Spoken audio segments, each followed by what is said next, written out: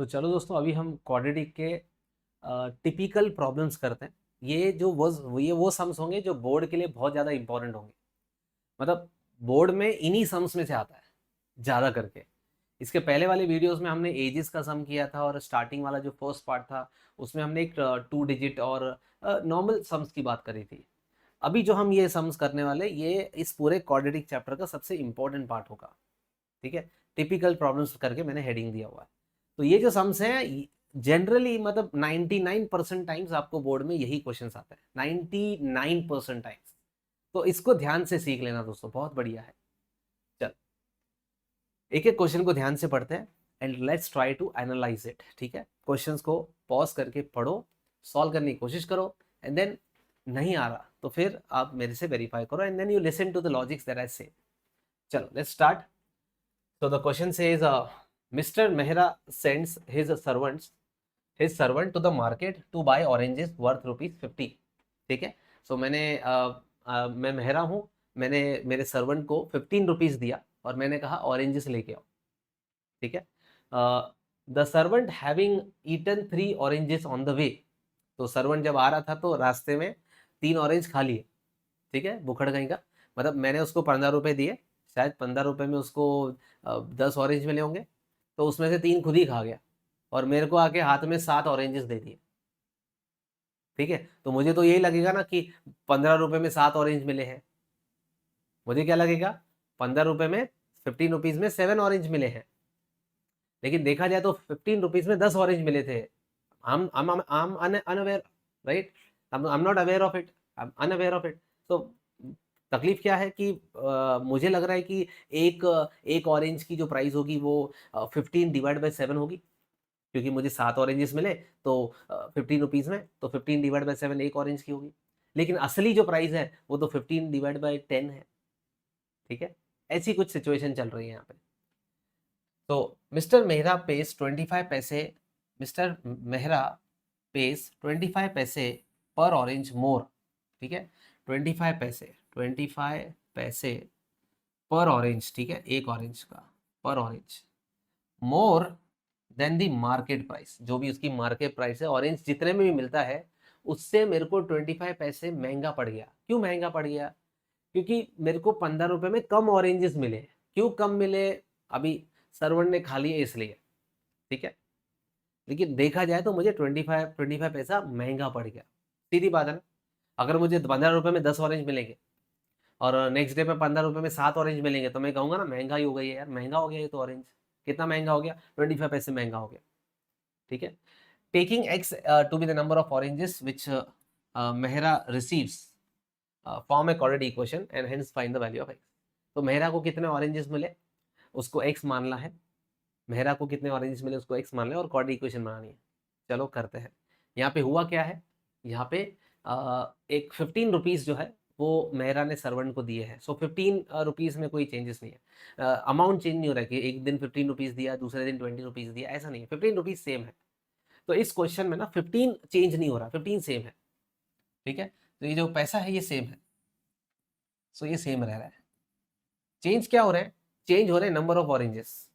Actually में number of oranges कुछ और मिले और मेरा को हाथ में कुछ और मिले। मतलब नंबर ऑफ ऑरेंजेस जो है, जो मार्केट से दुकानदार ने जो दिए वो ऑरेंजेस अलग थे, और मेहरा को जो ऑरेंजेस मिले वो कुछ अलग थे, उसको एक्स लेना है। ठीक है, और उस वजह से पर ऑरेंज की कॉस्ट भी अलग आ रही है। एक ऑरेंज मुझे महंगा लग रहा है क्योंकि मुझे ₹15 में कम ऑरेंज मिले। है बात समझ में? चलो, सो लेट मी सी। सो एक्स तो हमने लिया हुआ, let x be the number of oranges. ठीक है, सो लेट मी से कि अगर मेहरा को एक्स ऑरेंज मिले तो what will be the cost for Mehra? What is the cost price of 1 orange? तो कॉस्ट प्राइस ऑफ 1 ऑरेंज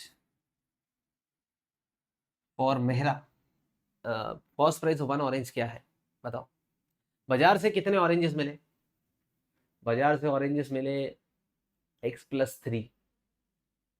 सोचो, मेहरा को x मिले लेकिन बाजार से तो x+3 मिले ना, सर्वेंट ने तो 3 खाए। तो एक देखा जाए तो कॉस्ट प्राइस ऑफ 1 ऑरेंज जो है वो 15/x+3 होना चाहिए। ये है कॉस्ट प्राइस, टोटल कॉस्ट है 15 और नंबर ऑफ ऑरेंजेस से डिवाइड किया तो 1 ऑरेंज का कॉस्ट प्राइस आ गया। और x+3 से क्यों डिवाइड किया? Because I am talking about the cost, actual cost price. Actual cost price of the orange is 15 divide by x+3, ठीक है। But for Mehra what is the new cost price? What is the new cost price? New cost price of one orange क्या है? New cost price of one orange, एक orange का नया cost price क्या है? नया मतलब बेसिकली जो मेहरा को लग रहा है, पहले मेहरा जब जाता था कि जब उसके पास सर्वेंट नहीं था, तो तब शायद उसको पता है कि x+3 ऑरेंजेस मिलते हैं, अब उसको लगता होगा आज शायद महंगा हो गया होगा। तो अभी के हिसाब से मेहरा को तो 15 रुपीज में x ऑरेंज मिला, तो cost price of one orange हुआ 15/x। देखो बात समझ में आ गई। नंबर ऑफ ऑरेंजेस जो बाजार से मिले वो x थे, लेकिन जो मेहरा के हाथ में आए वो x+3 थे। So number of oranges change हो रहे थे, पहले बाजार से x मिल रहे, अभी पहले बाजार से x+3 मिल रहे हैं, और लेकिन मेहरा को हाथ में x मिल रहे हैं, 3 तो सर्वेंट खा गया, ठीक है। और उस वजह से कॉस्ट अलग आएगा, क्योंकि नंबर ऑफ ऑरेंजेस चेंज करोगे तो कॉस्ट भी अलग आएगा, इसलिए मैंने कॉस्ट निकाल ली, ठीक है। अब क्वेश्चन में कहा है 25 पैसा मोर पड़ रहा है, मतलब ये और ये कैलकुलेशन सेम आएगी कि अलग आएगी? अलग आएगी। कौन सी वाली ज्यादा आएगी? सोचो, मेहरा ने जब कैलकुलेशन किया तो उसकी कॉस्ट ज्यादा आएगी कि जो दुकानदार ने दिया उसकी कॉस्ट ज्यादा होगी। जो न्यू वाली प्राइस है, जो मेहरा के हिसाब से मेहरा को क्या लग रहा है कि एक ऑरेंज की कॉस्ट प्राइस 15/x है, लेकिन एक्चुअली में तो 15/x+3 है ना। तो और मेहरा को लग रहा है कि महंगा है, कितना महंगा है? 25 पैसा। मतलब ये दोनों सेम नहीं है, ये दोनों का डिफरेंस है, इन दोनों का डिफरेंस है। कितने का डिफरेंस है? इन दोनों का डिफरेंस जो है वो 25 पैसा का है, तो इन दोनों का डिफरेंस ले लो। तो we will say 15 divide by x, ये नया वाला, ठीक है। दिस इज मोर ना, दिस इज मोर, ये नया कॉस्ट प्राइस है, नया कॉस्ट प्राइस और ओरिजिनल कॉस्ट प्राइस, ठीक है।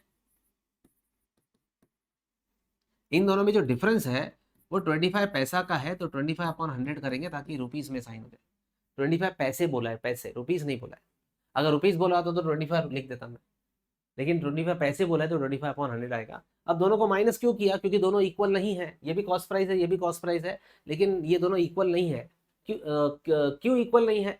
क्योंकि क्योंकि ये 15/x+ से 15 अलग अलग है ना यार, ये सेम कैसे है?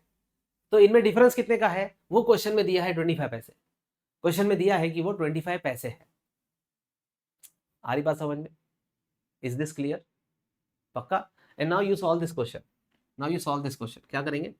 15 इंटू x+3 क्रॉस मल्टीप्लाई करेंगे ना, जैसे हम सॉल्व करते हैं हमेशा, इसको इसके साथ, इसको इसके साथ, और ये दोनों आपस में। चलो, सो let me do it for you. क्या करना है? सो ये इसके साथ चला गया, -15x upon x into x+3 is equals to 25/100, मतलब 25 1 25 4 सा, तो आई गेस ये 1/4 आएगा, ठीक है।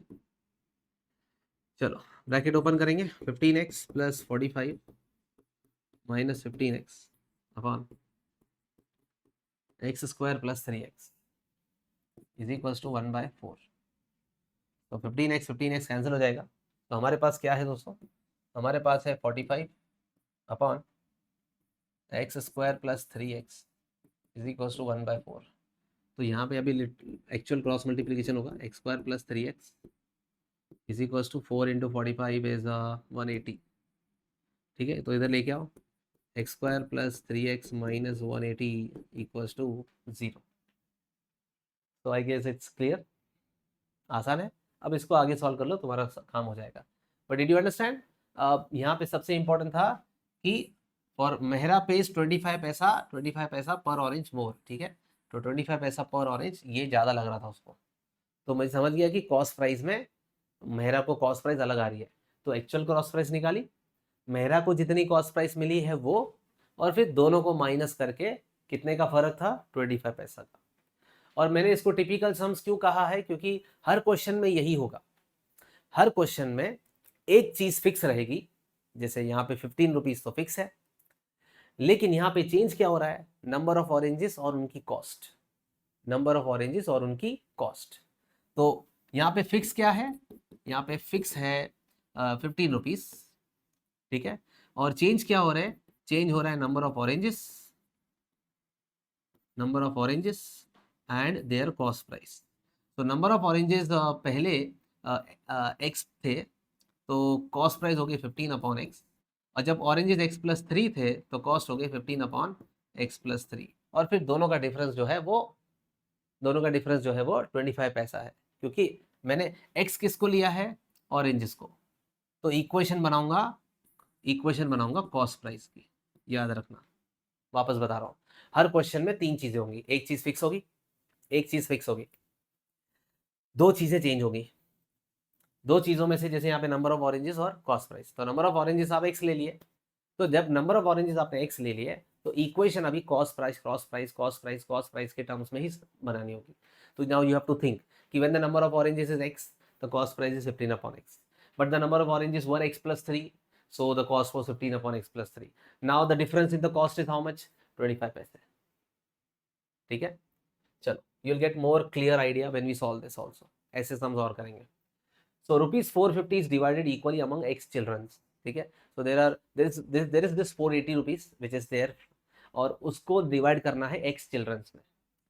if the number of children were 20 more, number of children बदल गए, डबल बदल गए, each would have got 12 less। अगर नंबर ऑफ स्टूडेंट ज्यादा हो गए तो हर एक को 12 रुपीज कम मिलेगा, 12 लेस। तो देखो यहाँ पे वापस वही चीजें हो रही है, क्या हो रही है कि 20 नंबर ऑफ चिल्ड्रंस जो है वो 20 मोर हो गए, and each would gate 12 less. तो दो चीजें बदल रही है, और एक चीज तो फिक्स है, डिवाइड तो 480 करना है, चाहे स्टूडेंट्स ज्यादा हो या कम हो, डिवाइड तो 480 करना है।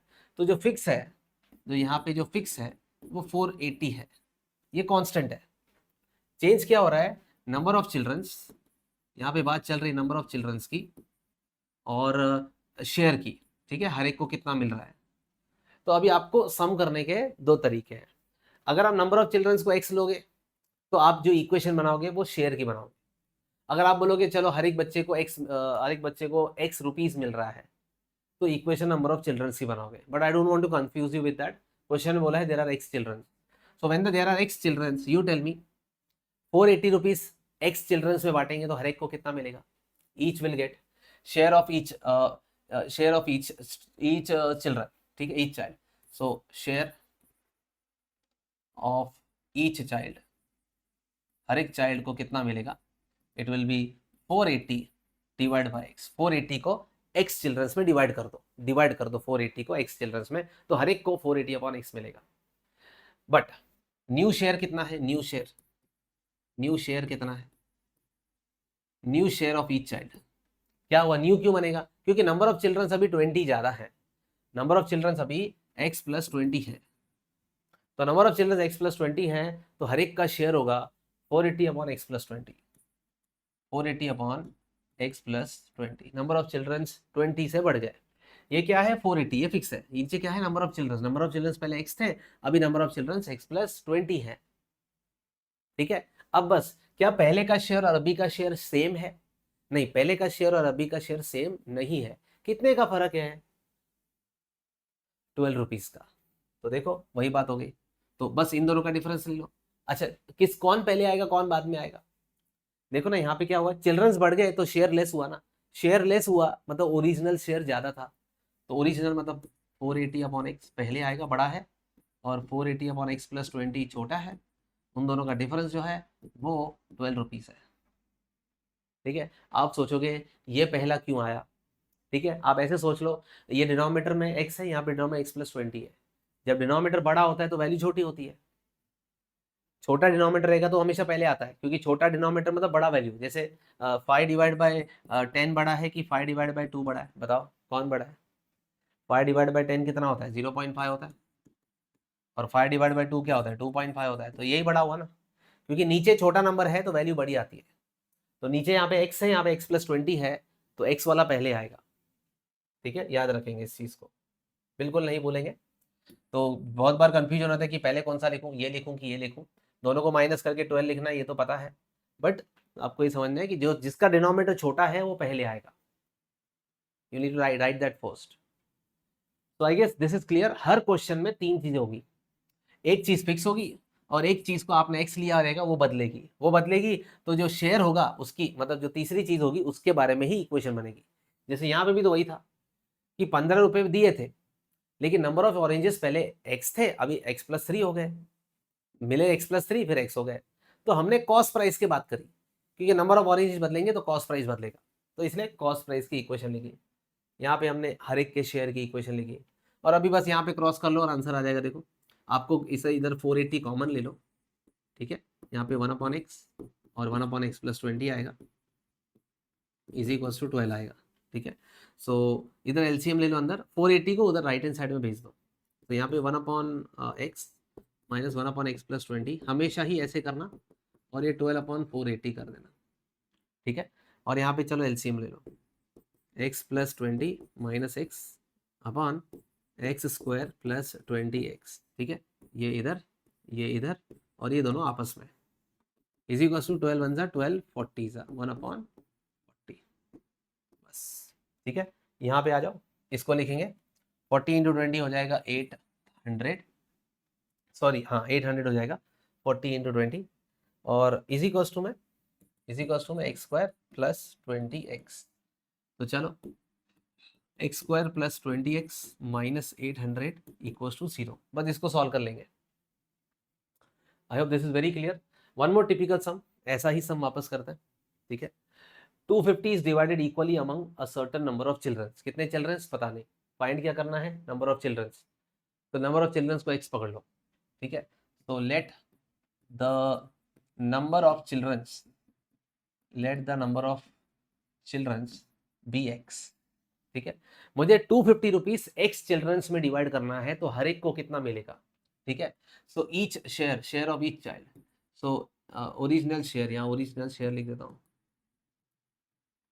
ओरिजिनल जो शेयर था वो होगा 250 डिवाइड बाय x, मुझे 250 रुपीज x चिल्ड्रंस को देने का था, तो हर एक को मिलेगा 250 डिवाइड बाय x।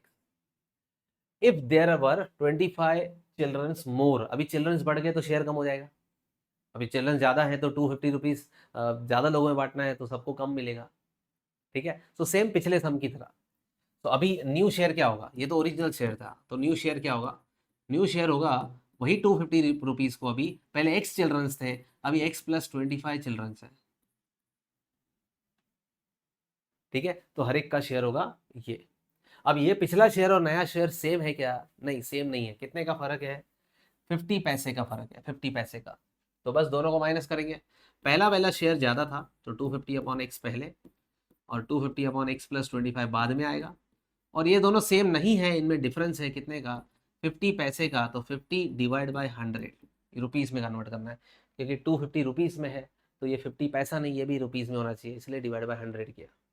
तो that's it, did you understand this equation. अब बस 250 कॉमन निकालो और सॉल्व कर लो, आंसर आ जाएगा, ठीक है। 250 कॉमन निकालो, now you take the LCM, ये यहाँ पे आ जाएगा x+25, ये वहाँ पे चला जाएगा -x अपॉन ये दोनों का multiplication x² + 25x is equals to 1/2, 50 1 ज़ा 52 ज़ा, ठीक है। सो दिस कैंसल्स डाउन, तो 250 को चाहिए तो उधर भेजो, लेकिन उधर भेज के कोई फायदा नहीं है, सीधा 250 × 25 कर लो, 625 0, और अपॉन में x² + 25x is equals to 1/2। अब बस क्रॉस मल्टीप्लाई कर लो यार, तो x² + 25x is equals to 12,500, ठीक है, 6,250 का डबल 12,500, तो x² + 25x minus 12,500 equals to 0। अब इसको आप मिडल टर्म स्प्लिटिंग से सॉल्व कर लो, ठीक है। मेरे ख्याल से 125 और 100 आएगा, ठीक है। So x² + 125x minus 100x minus 12500, और फिर इक्वल टू 0, और फिर सॉल्व कर लो। अभी क्या, एक और सम सेम टाइप का, 6,500 was divided equally among certain number of persons, so let the number of persons be x, so let the number of persons be x, ठीक है। so let the number of person be x, तो हर एक को मिलेगा, each will get share, original share हर एक को कितना मिलेगा, हर एक को मिलेगा 6500 अपॉन x। अब क्वेश्चन बोल रहा है हैड देयर बीन 15 पर्सन्स मोर, अगर 15 लोग ज्यादा होते तो बताओ, अगर नंबर ऑफ पर्सन x नहीं x + 15 होते तो न्यू शेयर कितना होता, न्यू शेयर कितना होता, न्यू शेयर होता 6500 डिवाइड बाय एक्स, नहीं एक्स प्लस 15, क्योंकि अभी आपने एक्स को एक्स प्लस 15 कर दिया ना, तो आपका शेयर भी तो 6500 अपॉन एक्स प्लस 15 होगा। और क्वेश्चन बोल रहा है ईच वुड गेट 30 लेस, हर एक को 30 कम मिलेगा। सीधी बात है, नंबर ऑफ चिल्ड्रंस बढ़ाओगे, नंबर ऑफ पर्सन बढ़ाओगे तो हर एक को कम मिलेगा। अब बताओ ये दोनों सेम है क्या, नहीं ये दोनों सेम नहीं है, इनमें डिफरेंस है, कितने का डिफरेंस है, 30 का डिफरेंस है, बस वही लिखना है। तो देखो पिछले तीनों सम सेम ही थे और ये यही टाइप के सम्स एग्जाम में आते हैं। तो कितना इजी है एग्जाम्स में ये वाले क्वाड्रेटिक इक्वेशन के वर्ड प्रॉब्लम्स को करना, तो डरने की बात बिल्कुल नहीं है। तो 6500 कॉमन ले लिया, ये इधर आ जाएगा x प्लस 15, ये इसके साथ मल्टीप्लाई होगा माइनस एक्स अपॉन ये दोनों आपस में मल्टीप्लाई हो जाएंगे x square plus 15x is equal to 30। ये और ये कैंसिल हो जाएगा, 6500 को उधर भेज दो, तो 15 upon x square plus 15x is equal to 30 upon 6500। अच्छा वैसे भी मल्टीप्लाई करके ठीक है, 0 0 कैंसिल हो गया, ठीक है। तो यहाँ पे देखो, यहाँ पे हमारे पास 3 बच गया, नीचे 65 सामने 15, तो ये कर सकते हैं, देखो 3 1 जा 3 5 जा, न्यूमरेटर्स को न्यूमरेटर से डिवाइड कर सकते हैं, ठीक है। ऊपर भी एक नंबर है इधर भी एक नंबर है, तो डिवाइड कर सकते हैं, क्योंकि वैसे भी 3 अगर यहाँ पे लेके आओ तो यहाँ पे यहाँ से डिवाइड में आ जाएगा, तो 3 1 जा 3 5 जा करेगा, तो इधर से दूर से आप डिवाइड कर सकते हो इसको। तो इफेक्टिवली आपके पास क्या है, आपके पास है 5 upon x square plus 15x और इज इक्वल्स टू में 1 अपॉन 6050 मतलब 650 रुपीज। समझे मैंने क्या किया दोस्तों, यहाँ पे ना 15 था और यहाँ पे 3 था, तो 3 1 जा 3 5 जा कर लिया, इसलिए 3, और यहाँ पे 15 था यहाँ पे 3 था, तो 3 1 जा 3 5 जा ऐसा कर सकते हैं, ठीक है। चलो अभी क्रॉस मल्टीप्लाई करेंगे, x square plus 15x is equals to 650 को अगर मैं 5 से मल्टीप्लाई कर लेता हूँ तो 0 25 32 3250 आएगा। So x square plus 15x minus 3250 equals to 0, ठीक है। तो कैसे करेंगे, मिडिल टर्म स्प्लिटिंग कैसे करेंगे, 3250 और 15, ठीक है।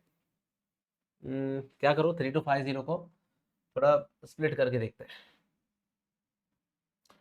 तो मेरे पास 3250 है, 3250 को प्राइम फैक्टराइज कर लो, 2 से डिवाइड कर लो, तो मुझे माइनस करके 15 चाहिए ना, 15 चाहिए, 15 ऐसे दो नंबर चाहिए जिनका डिफरेंस 15 हो, ठीक है। 2 1 जा 2 6 जा 2 2 जा 4 एंड 5, मेरे ख्याल से 5 से करके देखते हैं, 5 3 जा 15, 5 2 जा 10 एंड 5 जा, वापस 5 से करते हैं, 5 6 जा 5 एंड 5, ठीक है। तो हो गया, ये देखो 5 5 जा 25, 25 2 जा 50, ये 50 हो गया और ये 65, तो हो गया ना फिर वही। तो x square plus 65x plus plus नहीं माइनस, मिडिल स्प्लिटिंग बहुत इंपॉर्टेंट है करना। तो 65 और ये 50x माइनस 3250 इक्वल्स टू 0, ठीक है। तो करने का क्या, मिडल टर्म स्प्लिटिंग करते सॉरी फैक्टराइजेशन करते रहो, और फैक्टराइजेशन करते करते ध्यान से देखते रहो कि यहाँ पे जो नंबर बन रहा है और यहाँ पे जो बन रहा है, तो क्या इससे अपनी सिचुएशन सॉल्व हो रही है। ये 5 5 जा 25, 25 2 जा 50 हो गया और ये 65 हो गया, तो 50 और 65 में हमारा 15 का फर्क है, तो फिर बात बन गई हमारी। ऐसे लकीली हो जाता है जल्दी, नहीं तो फिर पूरा फैक्टराइज करना पड़ता है, फिर उसके बाद 2 नंबर बनाने पड़ते हैं। यहाँ पे जल्दी हो गया हमारा। चलो इधर आ जाते हैं, सेम सेम चीज वापस। A hotel bill for a number of people for overnight stay is 4800, कितने लोग पता नहीं, बट सबका मिला के 4800 है, ये टोटल बिल है, ठीक है। पूछा भी क्या है, find the number of people, so let the number of people staying be x, the let the number of people be x, तो ठीक है। तो नंबर ऑफ पीपल x है, 4800 हमारा टोटल है, ठीक है। नंबर ऑफ पीपल x है, तो हर एक का शेयर कितना आएगा, अगर टोटल 4800 है और x लोग हैं तो कितना, हर एक को कितना पे करना पड़ेगा। सो ओरिजिनल शेयर, तो दोस्तों ओरिजिनल जो शेयर आएगा वो आएगा 4800 डिवाइड बाई एक्स, ठीक है। If there were 4 more people, अगर अगर x नहीं x प्लस 4 लोग होंगे, ठीक है, तो तुम बताओ अगर x नहीं x प्लस 4 लोग होंगे तो न्यू शेयर कितना होगा हर एक का? तो न्यू शेयर होगा 4800 डिवाइड बाय x प्लस 4। और क्वेश्चन कह रहा है अगर 4 लोग ज्यादा होंगे तो the bill for each person would have been reduce by 200 rupees. तो बिल 200 से कम होता, मतलब ओरिजिनल ज्यादा था, तो 4800 upon x minus 4800 upon x plus 4 is equals to 200। बस, ठीक है। तो तुम ये बात समझ ले जाओ, जब नए नंबर ऑफ लोग थे, पहले एक्स लोग थे तो शेयर इतना था, अब एक्स प्लस 4 लोग हैं तो शेयर इतना है। ऑब्वियसली ये दोनों सेम नहीं है, तो क्या है, अगर ये दोनों सेम नहीं है तो इनमें डिफरेंस है, कितने का डिफरेंस है? 200 का क्वेश्चन में दिया है। तो आपको समझ में आ गया, ऐसे वाले ही सम्स बार बार आते हैं बोर्ड में, ठीक है। और करते हैं, और बहुत सारे मैंने निकाले, ये देखो। Sejal started a business where she sells earrings online, ठीक है, ऑनलाइन इयरिंग्स सेल कर रही है। She made 12,000 in sale in her first month, पहले साल में ही 12, पहले महीने में ही 12,000 कमा लिए। कैसे कमाए होंगे? इयरिंग्स बेच के। और कितने इयरिंग्स बेचे, कितने इयरिंग्स बेचे पता नहीं, और हर एक इयरिंग कितने का है वो भी पता नहीं, लेकिन टोटल 12,000 रुपीज इन्होंने कमाया। देखो क्या पूछा है, at what price did she sell the earrings in the second month, ठीक है। पूछा भी है कि हर एक की कॉस्ट प्राइस कितनी है, at what price did she sell the earrings in the second month, ठीक है, सेकेंड मंथ में इयरिंग्स कितने में बेची, ठीक है। सो आई से लेट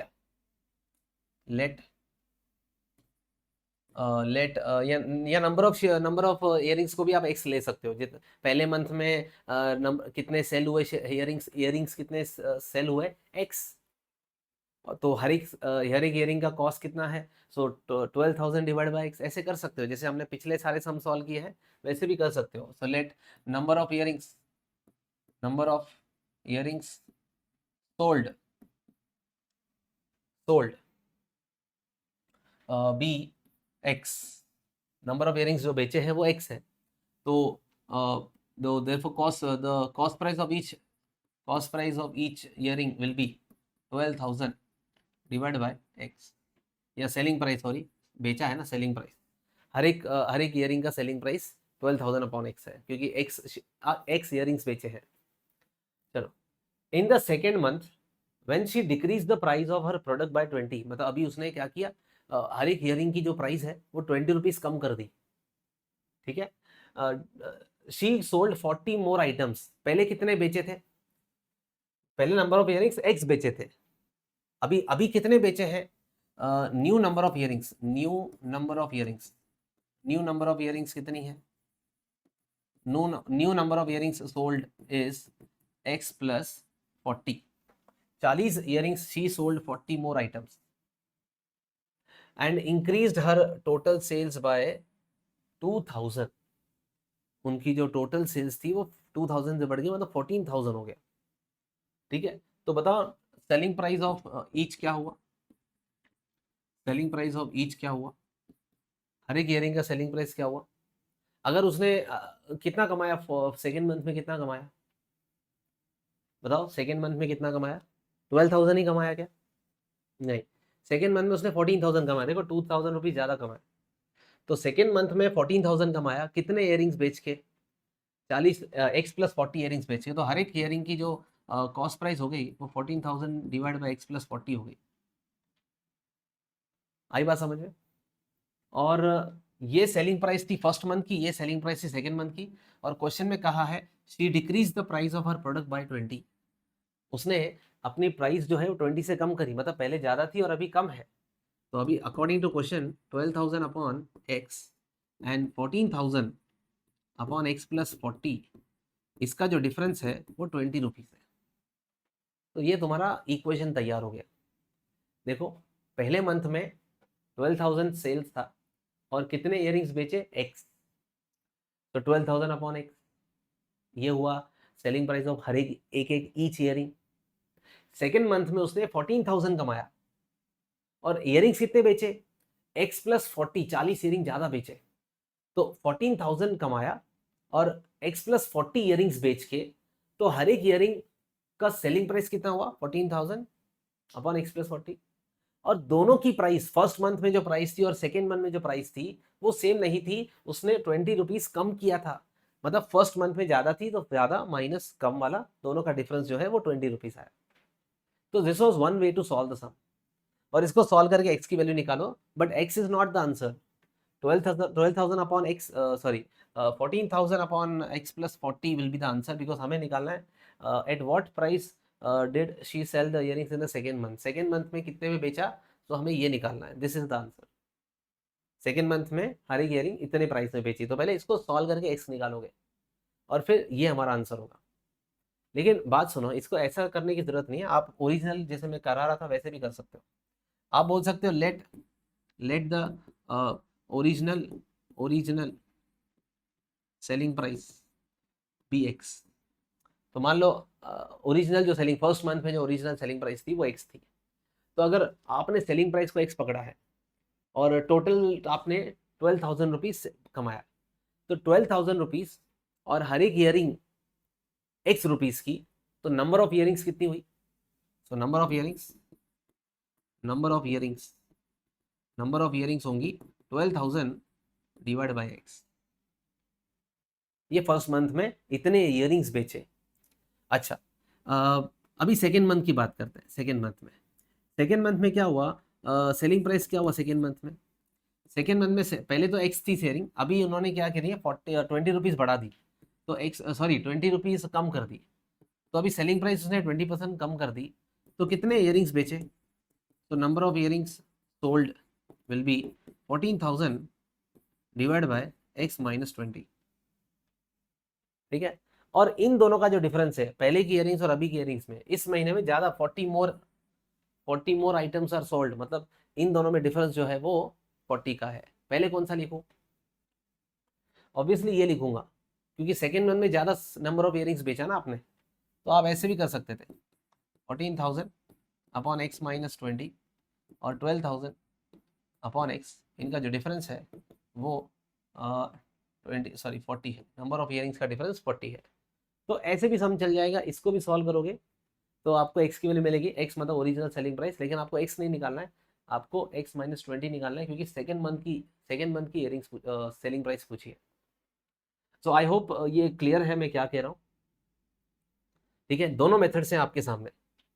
दो मेथड क्यों बता रहा हूँ, क्योंकि आप हर एक सम में दो मेथड निकाल सकते हो, हमारी बात समझ में, कोई ऐसी बड़ी बात नहीं है। आपने नंबर ऑफ इयरिंग्स को x लिया तो आपने इक्वेशन सेलिंग प्राइस की बनाई, आपने सेलिंग प्राइस को x लिया तो आपने नंबर ऑफ इयरिंग्स की इक्वेशन बनाई।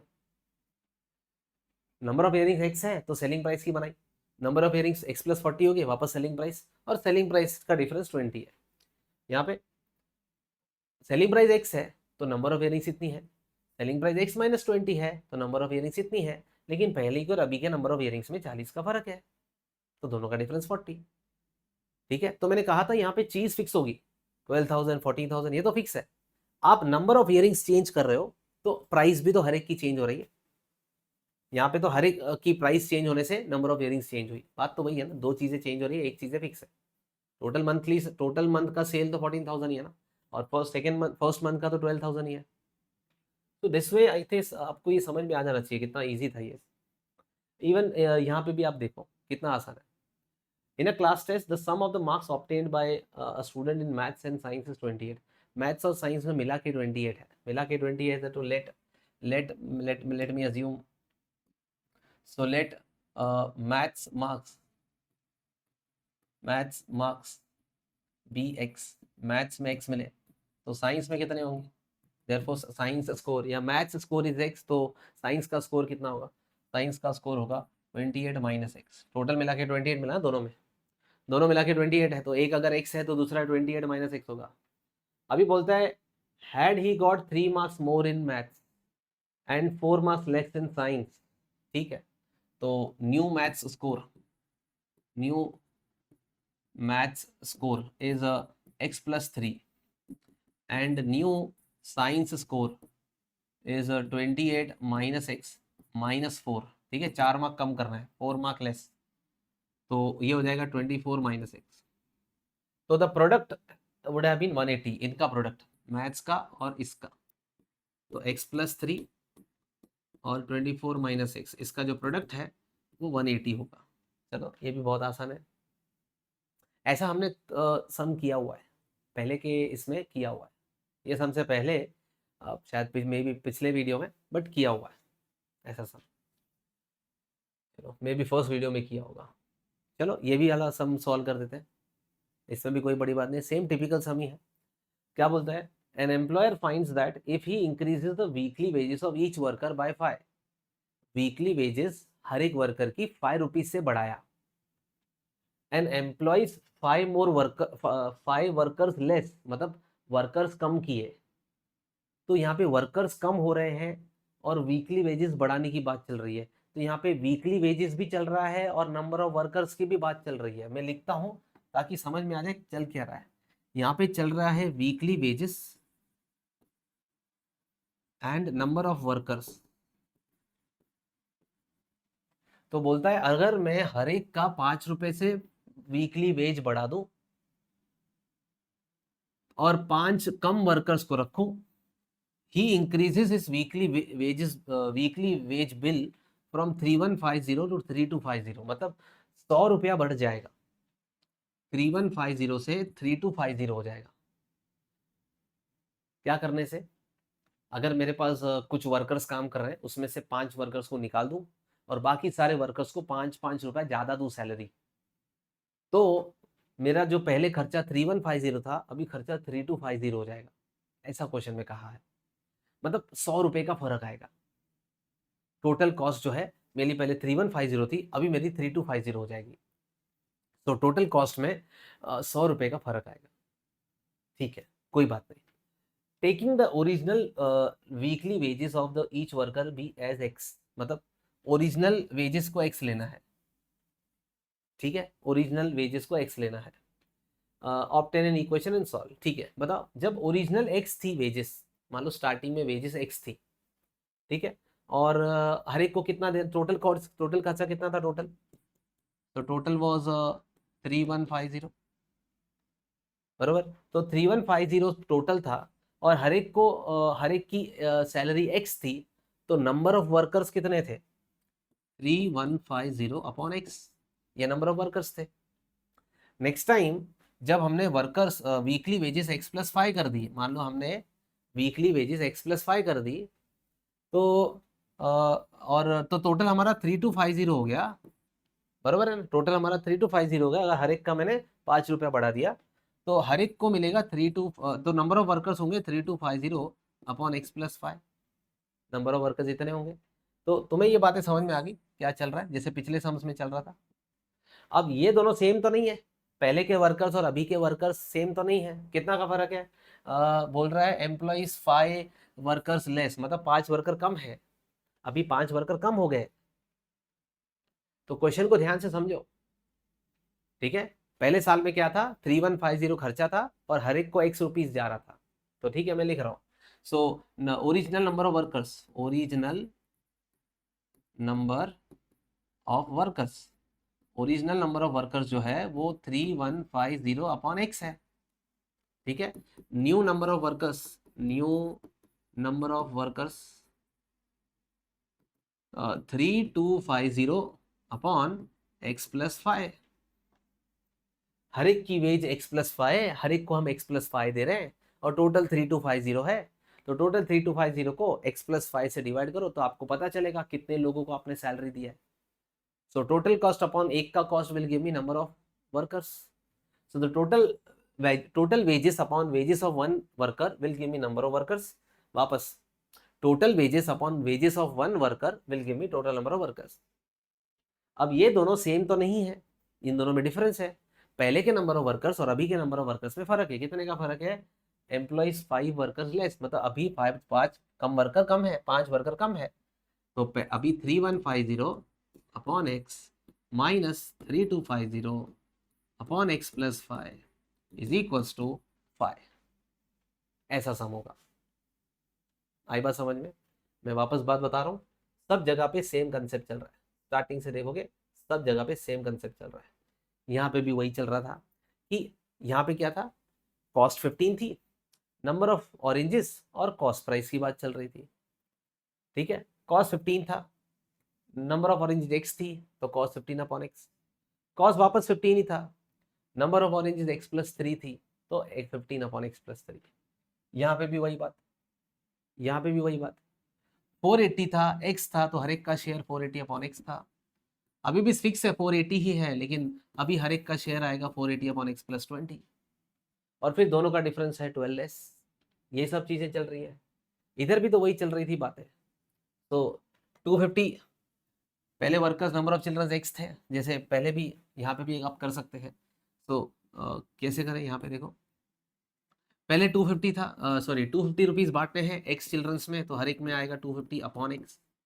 अभी भी 250 बांटने हैं, लेकिन नंबर ऑफ चिल्ड्रंस जो है 25 ज़्यादा हो गया, एक्स प्लस 25, तो हर एक को मिलेगा 250 अपॉन एक्स प्लस 25, और फिर दोनों का डिफरेंस हम लोग को दिया हुआ है 50 पैसा। तो ऐसे हर एक में वही बात चल रही थी दोस्तों, तो इसमें भी तो वही बात चल रही है। ये पहले 3150 टोटल कॉस्ट था, और हर एक का कॉस्ट एक्स है, तो नंबर ऑफ वर्कर्स, अगर क्वेश्चन में लिखा नहीं होता कि take the original number of wages be x, अगर ऐसा नहीं होता take the original number of wages be x, तो मैं ओरिजिनल नंबर ऑफ मैं लेता let the number of workers be x, मैं इनको एक्स पकड़ता, तो हर एक की वेज होती 3150 अपॉन एक्स। फिर मैं बोलता कि यार नंबर ऑफ वर्कर्स 5 कम है, तो 3250 अपॉन एक्स माइनस 5, और फिर दोनों का डिफरेंस लिखता मैं 5 रुपीज। तो मैं इक्वेशन जो बनाता, ये क्या है, ये नंबर ऑफ वर्कर्स है, ये भी नंबर ऑफ वर्कर्स है, ये भी नंबर ऑफ वर्कर्स है, ठीक है। समझ में आ रहा है। यहाँ पे इस सम में, सॉरी इस सम में क्या है, ये सेलिंग प्राइस है, ये भी selling price, selling price selling price, तो ये भी सेलिंग प्राइस। यहाँ पे देखो शेयर शेयर, तो ये भी शेयर वैसे। तो यहाँ पे भी number of workers, number of workers, तो नंबर ऑफ वर्कर्स, ठीक है, बढ़िया। अगर एग्जाम में ये नहीं आता है take the original wages be x, तो कोई बात नहीं, फिर नंबर ऑफ वर्कर्स को एक्स ले लो। अगर आपने इस सम में नंबर ऑफ वर्कर्स को एक्स लिया, तो आपकी इक्वेशन ऐसे बनेगी। तो बनेगी कैसे, आप बोलोगे 3150 है और नंबर ऑफ वर्कर्स एक्स है, तो 3150 अपॉन एक्स हुआ हर एक का वीकली वेजेस, वीकली वेजेस, ठीक है, नंबर ऑफ वर्कर्स, और ये total.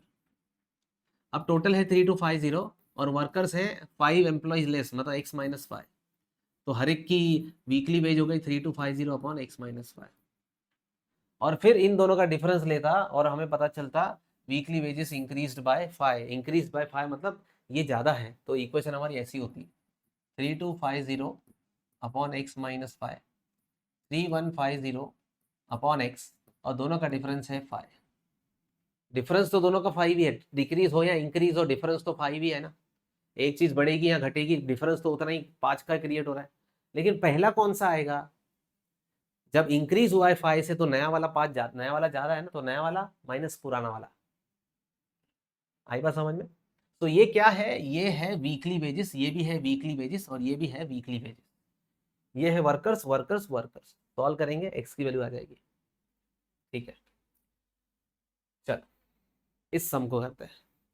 A trader buys x articles for a total cost of 600 rupees में एक्स आर्टिकल्स खरीदे, तो write down the cost price of one article, हमें तो पता ही है, ठीक है। ये देखो, अगर उसने 600 रुपये में एक्स आर्टिकल्स खरीदे हैं, तो हर एक का कॉस्ट प्राइस हुआ, सॉरी हर एक का कॉस्ट प्राइस हुआ 600 अपॉन एक्स, ठीक है। ये कॉस्ट प्राइस हुआ, ये आर्टिकल्स हैं, ठीक है, और ये टोटल कॉस्ट है, ठीक है। तो इन्होंने बोला था write down the cost of one article, so it is 600 upon x. अब बोलता है if the cost per article was 5 मोर, अगर आप कॉस्ट 5 से बढ़ाओगे, तो छोड़ो उसको बाद में देख लेते हैं। The number of articles that can be bought would be in 600 would be 4 less, मतलब नंबर ऑफ आर्टिकल्स 4 कम हो गए, तो अभी x है, तो x minus 4, number of articles 4 less बोला है, number of articles 4 less, cost तो 600 ही है, तो कॉस्ट प्राइस कितना हुआ 600 अपॉन एक्स माइनस 4। क्या ये पहले का कॉस्ट है, ये अभी का कॉस्ट है, दोनों में कितने का फर्क है, दोनों का फर्क है 5 रुपीज का। देखो, the cost per article is 5 more, मतलब ये ज्यादा है, ये कम है, दोनों का डिफरेंस 5 है, तो हमारा सम हो गया, हम तो वही लिखेंगे तो हम लिखेंगे लेट लेट क्या यहाँ पे right of the equation in x, ठीक है कोई बात नहीं। सो लेट वेट करने की जरूरत नहीं, उन्होंने एक्स अज्यूम किया हुआ है। सो हम लिखेंगे कॉस्ट प्राइस, कॉस्ट प्राइस है ना, cost price of each article, cost price of each article is 600 upon x, क्योंकि नंबर ऑफ आर्टिकल्स कितने हैं, नंबर ऑफ आर्टिकल्स एक्स है, तो कॉस्ट प्राइस 600 अब न्यू नंबर ऑफ आर्टिकल्स कितने होंगे, न्यू नंबर ऑफ आर्टिकल्स, नए आर्टिकल्स कितने हैं, नए आर्टिकल्स हैं 4 लेस, मतलब x-4। तो अगर नंबर ऑफ आर्टिकल्स कम है तो हर एक की कॉस्ट प्राइस मतलब new cost price of each article वो कितनी होगी, 600 अपॉन x-4। तो बस 600 अपॉन x-4 पहले लिखेंगे, 600 अपॉन एक्स बाद में लिखेंगे। मैंने कहा था छोटा डिनोमिनेटर पहले, बड़ा डिनोमिनेटर बाद में, x-4 छोटा है और इनका डिफरेंस जो है वो कितना है, नंबर ऑफ आर्टिकल्स। ये cost price of each article क्या बोले, cost price if the cost per article were 5 more, मतलब 5 रुपए ज्यादा था, तो दोनों में डिफरेंस 5 रुपए का है। क्लियर है, तो ये तुम्हारी इक्वेशन बन गई। So same equation, same type की इक्वेशन बन रही है, ये देखो, ये देखो, ठीक है, ये वाली देखो सेम बन गई, ये भी देखो वैसे ही बन गई, ये भी देखो वही बन रही है, सेम टू सेम बन रही है, ठीक है, उसी फॉर्मेट में बनती है, देखो ये देखो, ठीक है। तो आपको ये चीजें समझ में आए, सेम सेम टाइप के सारे सम्स है, ठीक है, बहुत बढ़िया। Write down and solve, so we can solve this, बहुत बढ़िया। चलो अब थोड़ा नेक्स्ट कैटेगरी पे आते हैं, प्रॉफिट एंड लॉस। ये भी काफी इंपॉर्टेंट टाइप के क्वेश्चंस हैं, इसके भी चांसेस होते हैं आने के, ठीक है, लेकिन अभी तक जो हमने करा वो बहुत ज्यादा इंपॉर्टेंट है, ठीक है। अभी ये भी इंपॉर्टेंट है क्योंकि ऐसे एग्जाम में 2 से 3 बार आ चुका है, लेकिन ज्यादा करके पिछले मतलब 8 साल 8 बार में, पिछले वाले 10 साल में पिछले पिछले टाइप के सम्स बहुत, मतलब 8 बार तो आई है, 2-3 बार ये वाला भी पूछते हैं। चलो कर लेते हैं, कोई बड़ी बात नहीं है, ये भी आसान है, तो इसी वीडियो में इसको कंटिन्यू करते हैं। तो चलो, a trader bought a number of articles for 1200 rupees में कुछ तो आर्टिकल्स खरीदे। तो let the number of articles be x. अच्छा हमें पूछा क्या है, taking the number of articles he bought as x. अच्छा तो नंबर ऑफ आर्टिकल्स एक्स लेना ही था। तो अब तुम बताओ, अगर 1200 रुपीज में, 1200 रुपीज में ट्रेडर ने एक्स आर्टिकल्स खरीदे, तो what is the cost price of each article, 1200 upon x, ये कॉस्ट प्राइस है ना हर एक आर्टिकल की। 10 वर डैमेज्ड, अच्छा 10 डैमेज हो गए, मतलब अभी नंबर ऑफ आर्टिकल्स जो बचे वो x-10 बचे, ठीक है, x-10 बचे।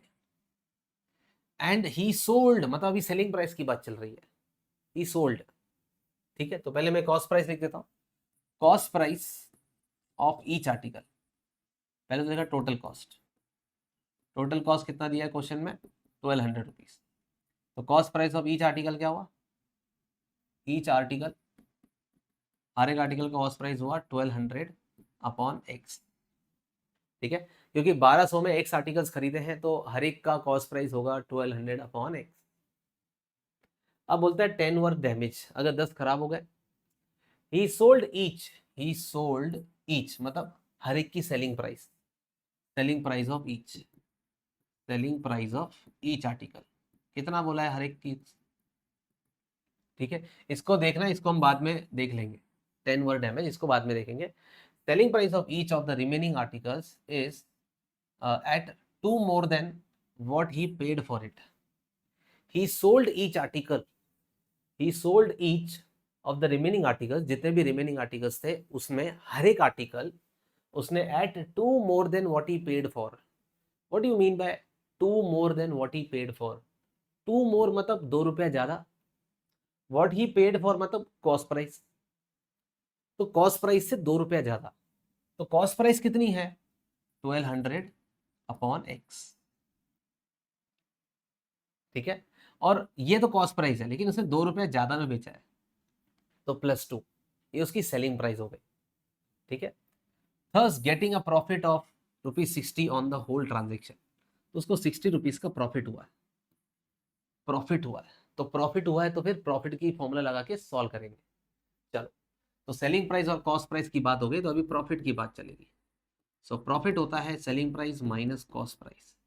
तो टोटल प्रॉफिट जो है दोस्तों वो 60 रुपीज़ का है, 60 रुपीज़ का टोटल प्रॉफिट है। सेलिंग प्राइस कितना है? आप बोलोगे सेलिंग प्राइस ये है, लेकिन ये तो एक आर्टिकल की सेलिंग प्राइस है ना, कि एक आर्टिकल का थोड़ी कॉस्ट प्रॉफिट है, एक आर्टिकल का सेलिंग प्राइस है ये। हमें तो टोटल सेलिंग प्राइस चाहिए, टोटल। ये टोटल प्रॉफिट है तो टोटल सेलिंग प्राइस आएगी, टोटल कॉस्ट प्राइस आएगी। What is the total selling price?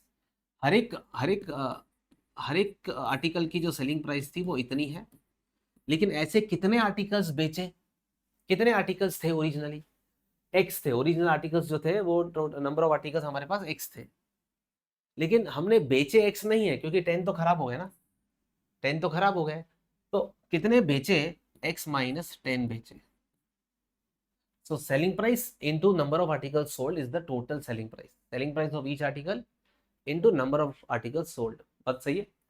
ये है सेलिंग प्राइस ऑफ एक आर्टिकल का सेलिंग प्राइस।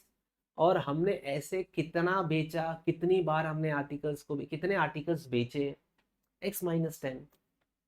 ठीक है, पहला आर्टिकल बेचा इतना मिला, दूसरा आर्टिकल बेचा और इतना मिला, तीसरा मिला, तीसरा बेचा फिर ये मिला, चौथा बेचा फिर ये मिला, ऐसे x माइनस 10 आर्टिकल्स बेचे। तो this into x, this is my collection, this is my total selling price minus total cost price. Total cost price तो पहले से ही पता है 1200। बस, तो बस profit equal to selling price minus cost price. अभी इक्वेशन तैयार हो गई, सॉल्व कर लेते हैं। तो 60 is equals to, bracket open करो, 1200 upon x into x which is 1200, 1200 upon x minus 10, so it is 12,000 upon x plus 2x minus 20 and this minus 1200 rupees. तो ये और ये कैंसल, तो मेरे पास है 60 is equal to 2x minus 12,000 upon x minus 20। ठीक है, यहाँ पे एलसीएम ले लेते हैं, सबका डिनोमिनेटर x करते हैं, फिर x को इधर लेके आते हैं। तो 60 equals to 2x square minus 12,000 minus 20x whole upon x। ठीक है, चलो x को इधर लेके आओ। So what you get here? x को इधर लेके आओगे तो you get, let's see what you gate.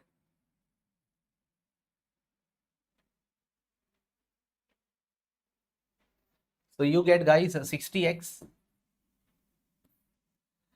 equals to 2x square minus 12,000 minus 20x।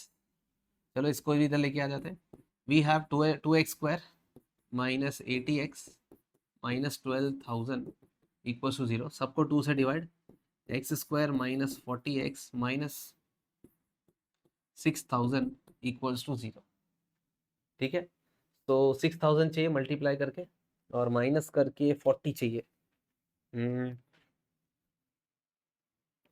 Minus करके 40 चाहिए। 600 टेंजा तो नहीं चलेगा, अरे 160। ठीक है, so x square minus 100x plus 60x minus 6,000 equal 0। Solve कर लो, आपको x की वैल्यू मिल जाएगी। x मतलब नंबर ऑफ आर्टिकल्स मिल जाएंगे। ठीक है, देखो बहुत ही आसान सम था, बट इसमें इंपॉर्टेंट क्या था, ये प्रॉफिट बोला था। ठीक है, प्रॉफिट एंड लॉस की बात चल रही है, प्रॉफिट एंड लॉस की बात चलेगी तो प्रॉफिट उनकी फॉर्मूला लगेगी, प्रॉफिट होता है selling price minus cost price, loss होता है cost price minus selling price. ठीक है, चलो और एक सम करते हैं। The total cost price of a certain number of identical articles is 4,800। The total cost price is 4,800। तो ये भी सिमिलर सम है दोस्तों, आप वीडियो पॉज करके खुद ट्राई करो। Total selling price, total cost price is 4,800। By selling the articles at 100 each, मतलब सेलिंग प्राइस बता रहा है, तो सेलिंग प्राइस दिया हुआ है 100। ठीक है, 100 रुपीज में बेच रहा है। A profit equal to the cost price of 15 articles is made. Profit की बात चल रही है, तो ठीक है, टोटल प्रॉफिट की बात चल रही है, तो प्रॉफिट होता है total selling price minus total cost price. ठीक है, find the number of articles bought. So let me say, let the number of articles be x. तो दोस्तों अगर नंबर ऑफ आर्टिकल्स एक्स है तो चलो बात करते हैं वापस। चलो नंबर ऑफ आर्टिकल्स एक्स हैं तो पहले कॉस्ट प्राइस की बात करो। तो cost price of each article क्या हुआ? अगर नंबर ऑफ आर्टिकल्स एक्स है तो कॉस्ट प्राइस ऑफ ईच हुआ 4800 डिवाइड बाई एक्स। अब सेलिंग प्राइस ऑफ ईच क्या बोला है? सेलिंग प्राइस ऑफ ईच बोला है 100। ठीक है, बहुत बढ़िया। अब प्रॉफिट कितना बोला है? प्रॉफिट की बात चल रही है तो प्रॉफिट है total selling price minus total cost price. ठीक है, प्रॉफिट कितना बोला है? Profit equal to cost price of 15 articles. 15 article की जितनी कॉस्ट प्राइस है उतना प्रॉफिट अर्न किया है। एक का आर्टिकल की कॉस्ट प्राइस इतनी है तो 15 इंटू 4800 अपॉन एक्स, ये हो जाएगा 15 आर्टिकल की cost price is equal to total selling price. Total selling price होंगी 100x। 100 रुपीज का एक आर्टिकल बेचा है, ऐसे टोटल एक्स आर्टिकल्स है इसलिए 100x। और टोटल कॉस्ट प्राइस हमारे पास 4800 है। टोटल कॉस्ट प्राइस, हाँ ये एक की कॉस्ट प्राइस है ये। तो I hope it is clear. तो नाउ आई गेट इट। यहाँ पे बस आप एलसीएम ले लो और क्या। तो यहाँ पे 15 इंटू 4800, ये जो अपॉन में एक्स है वो उधर चला जाएगा तो इट विल बी 100x² और उधर जाएगा माइनस 4800x। सबको चलो मुझे लगता है सबको 100 से डिवाइड कर लेते हैं। सबको 100 से डिवाइड करेंगे तो ये आ जाएगा 15 इंटू 48, जितना भी होता है लिख देना, और x² माइनस 48x। ठीक है, अब बस इसको सॉल्व कर लो। ये इसको इधर लेके मल्टीप्लाई करके एंड आपकी क्वाड्रेटिक इक्वेशन तैयार हो गई। ठीक है, बहुत ईजी। तो प्रॉफिट की बात चल रही थी और प्रॉफिट कितना दिया था? पिछले सम में प्रॉफिट 60 दिया था तो प्रॉफिट अभी 60 लिखा था। अभी इस सम में बोला है प्रॉफिट जो है 15 आर्टिकल के कॉस्ट प्राइस के बराबर है। तो एक आर्टिकल की कॉस्ट प्राइस इतनी है तो 15 आर्टिकल की होगी, दिस इंटू 15। बढ़िया। यहाँ पे देखो बहुत ही अच्छा क्वेश्चन है, इंपॉर्टेंट है। A man bot an article for x rupees में आर्टिकल खरीदा and sold it for 16 rupees में बेच दिया। A man bot an article for x rupees, खरीदा एक्स में और बेचा 16 में, मतलब बॉट एन आर्टिकल। तो कॉस्ट प्राइस दिया हुआ है एक्स और सेलिंग प्राइस दिया हुआ है 16। If his loss was x%, इसका जो लॉस है वो जितना कॉस्ट प्राइस है उतना परसेंट है, मतलब x% है। तो लॉस परसेंटेज दिया है। ठीक है, लॉस परसेंट दिया हुआ है। तो चलो ठीक है, लॉस परसेंट की फॉर्मूला होती है लॉस अपॉन CP इंटू 100। हमें लॉस परसेंट दिया है, जैसे पिछले समय प्रॉफिट दिया तो प्रॉफिट की फॉर्मूला लिखी। अभी लॉस परसेंट दिया है तो लॉस परसेंट की फॉर्मूला लिखेंगे। हमें लॉस नहीं दिया है, लॉस वॉस x%, मतलब लॉस अपने को लॉस परसेंट दिया है। लॉस परसेंट है loss upon CP into 100, loss percentage में दिया हुआ है। तो लॉस परसेंट कितना है x, तो यहाँ पे x आएगा। और लॉस क्या होता है? लॉस होता है cost price minus selling price. तो कॉस्ट प्राइस है आपकी x माइनस सेलिंग प्राइस है 16 अपॉन कॉस्ट प्राइस है आपकी x इंटू 100। चलो x यहाँ पे आ जाओ, तो ये x² इज इक्वल्स टू 100 से मल्टीप्लाई करेंगे, सो 100x माइनस 1600। ठीक है, so x² minus 100x plus 1600 equals to 0। और अब बस सॉल्व कर लेंगे। ठीक है, हो गया सम सॉल्व, बस इसको सॉल्व कर लो, आंसर आ गया। नेक्स्ट क्वेश्चन देखो। By selling a chair for 45, मतलब सेलिंग प्राइस दिया है, सॉरी 75, तो सेलिंग प्राइस दिया है 75। ठीक है, और मोहन गेंड मतलब Mohan gained as much percent as its cost.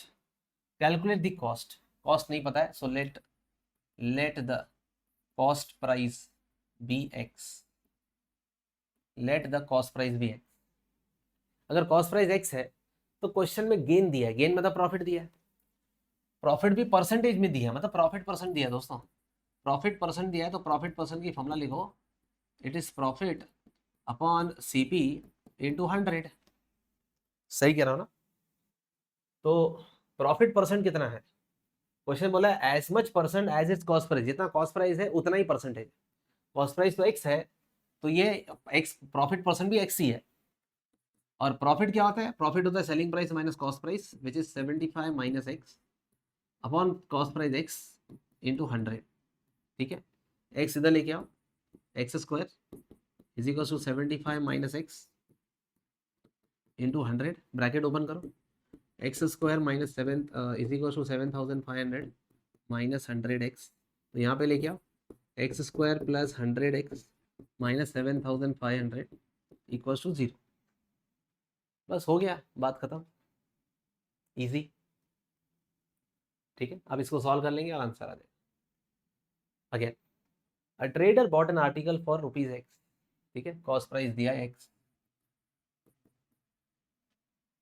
And sold it for rupees 52, वापस सेलिंग प्राइस दिया है 52, thereby making a profit of x minus 10%, percentage दिया है, प्रॉफिट का परसेंट दिया है, तो प्रॉफिट परसेंट का फॉर्मूला लिखेंगे। सो profit percent is equals to profit upon CP into 100। Profit की जगह पे दोस्तों x minus 10, sorry profit percent की जगह पे एक्स माइनस 10। प्रॉफिट आता है selling price minus cost price, selling price minus cost price होता है 52 minus x, cost price x होता है इंटू 100।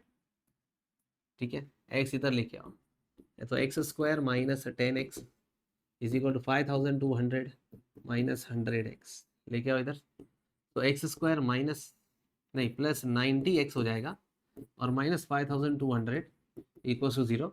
मिडिल टर्म सेटिंग करो और सम सॉल्व हो जाएगा। चलो बढ़िया आ जाए। तो दोस्तों ये भी एक इम्पॉर्टेंट कैटेगरी थी, लॉस पर्सन प्रॉफिट पर्सन देता है, बहुत बढ़िया सम था, बहुत बढ़िया वाले सम्स थे। अभी इसका जो नेक्स्ट टाइप है वो है स्पीड डिस्टेंस एंड टाइम। ये भी मैं कहूँगा मोस्ट मोस्ट इंपॉर्टेंट, जैसे टिपिकल सम्स थे वैसे ही ये है, तो ये भी बहुत ज़्यादा इंपॉर्टेंट सम्स है, बहुत ज़्यादा इंपॉर्टेंट है। ऐसे वाले इस वीडियो में जितने भी सम्स करा रहा हूँ ना दोस्तों, इसी में से बोर्ड में आने वाला है, ध्यान देना। चल यहाँ पे बात कर लेते हैं, नया क्वेश्चन, स्पीड डिस्टेंस टाइम का बात चल रही है। तो स्पीड डिस्टेंस टाइम के जो क्वेश्चंस होते हैं, इसमें तुम याद रखना आपको इक्वेशन हमेशा टाइम की बनानी होती है। सो याद रखेंगे, बहुत इंपॉर्टेंट चीज़। ठीक है, ये जनरली जो स्पीड होती है वो हमें एक्स और समथिंग कुछ रहती है। डिस्टेंस हमारा यूजुअली क्वेश्चन में फिक्स होता है, गिवन होता है कितना डिस्टेंस कवर करना है, और हम लोग इक्वेशन बनाते हैं टाइम की। ठीक है, इक्वेशन बनाते हैं हम टाइम की, याद रखना इक्वेशन टाइम की बनाएंगे अगर क्वेश्चन इस कैटेगरी का है। किस कैटेगरी का? स्पीड डिस्टेंस टाइम का। चलो क्वेश्चन कह रहा है a distance by road between the two towns A and B is 216। देखो मैंने अभी भी कहा था डिस्टेंस जनरली गिवन होता है। इस क्वेश्चन में दिया हुआ है कि ए और बी के बीच में बाय रोड अगर ए और बी का बीच में डिस्टेंस देखोगे तो इट इज 216 किलोमीटर। ठीक है, एंड बाय रेलवे से देखोगे तो 208 किलोमीटर। ठीक है, by road it is 216, bye rail it is 208। Distance दिया हुआ है, कार से जाओगे तो 216 किलोमीटर जाना पड़ेगा, ट्रेन से जाओगे तो 208 डिस्टेंस होगा। A car travels at speed of x, speed हमने एक्स लिया हुआ। देखो यूजुअली मैंने कहा था स्पीड को एक्स एक्स लेके ये लोग काम करते हैं, अपन स्पीड को एक्स लेके काम करते हैं। तो स्पीड अपन ने x kilometre per our Lee car की, एंड ट्रेन की जो स्पीड है वो and train travels eight a speed 16 kilometre faster than the car. ठीक है, तो चलो मैं बात करता हूँ speed distance speed distance and time, या मैं थोड़ा आपको इजी करके देता हूँ। आप इस तरह से चीज़ों को याद रखो, हालांकि एग्जाम में ऐसे नहीं करना है, एग्जाम में तो अपने को प्रॉपर स्टेटमेंट्स लिखनी है। अभी मैं हाल फिलहाल के लिए याद रखो डिस्टेंस स्पीड और टाइम। तो रोड से जाएंगे, रोड से जाएंगे तो इट इज 216 किलोमीटर, स्पीड होगी एक्स। ठीक है, तो time taken will be 216 upon x. ठीक है, टाइम होता है डिस्टेंस अपॉन स्पीड, टाइम होता है डिस्टेंस अपॉन स्पीड, याद रखेंगे दोस्तों। ठीक है, टाइम जो होता है वो डिस्टेंस अपॉन स्पीड होता है। सबको पता है स्पीड जो है वो होता है डिस्टेंस अपॉन टाइम।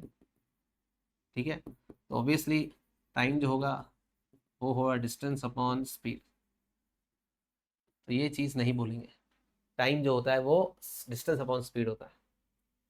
तो टाइम जो है वो अपन ने लिख दिया डिस्टेंस अपॉन स्पीड। ठीक है, बढ़िया। आगे बाय रेल जाएंगे तो डिस्टेंस 208 है और स्पीड है x+16 होगी। ट्रेन थोड़ी फास्टर चलेगी, 16 किलोमीटर फास्टर होगी, तो x+16 होगी। तो time taken by rail road it will be 208 upon x+16। ठीक है, क्वेश्चन क्या बोला है?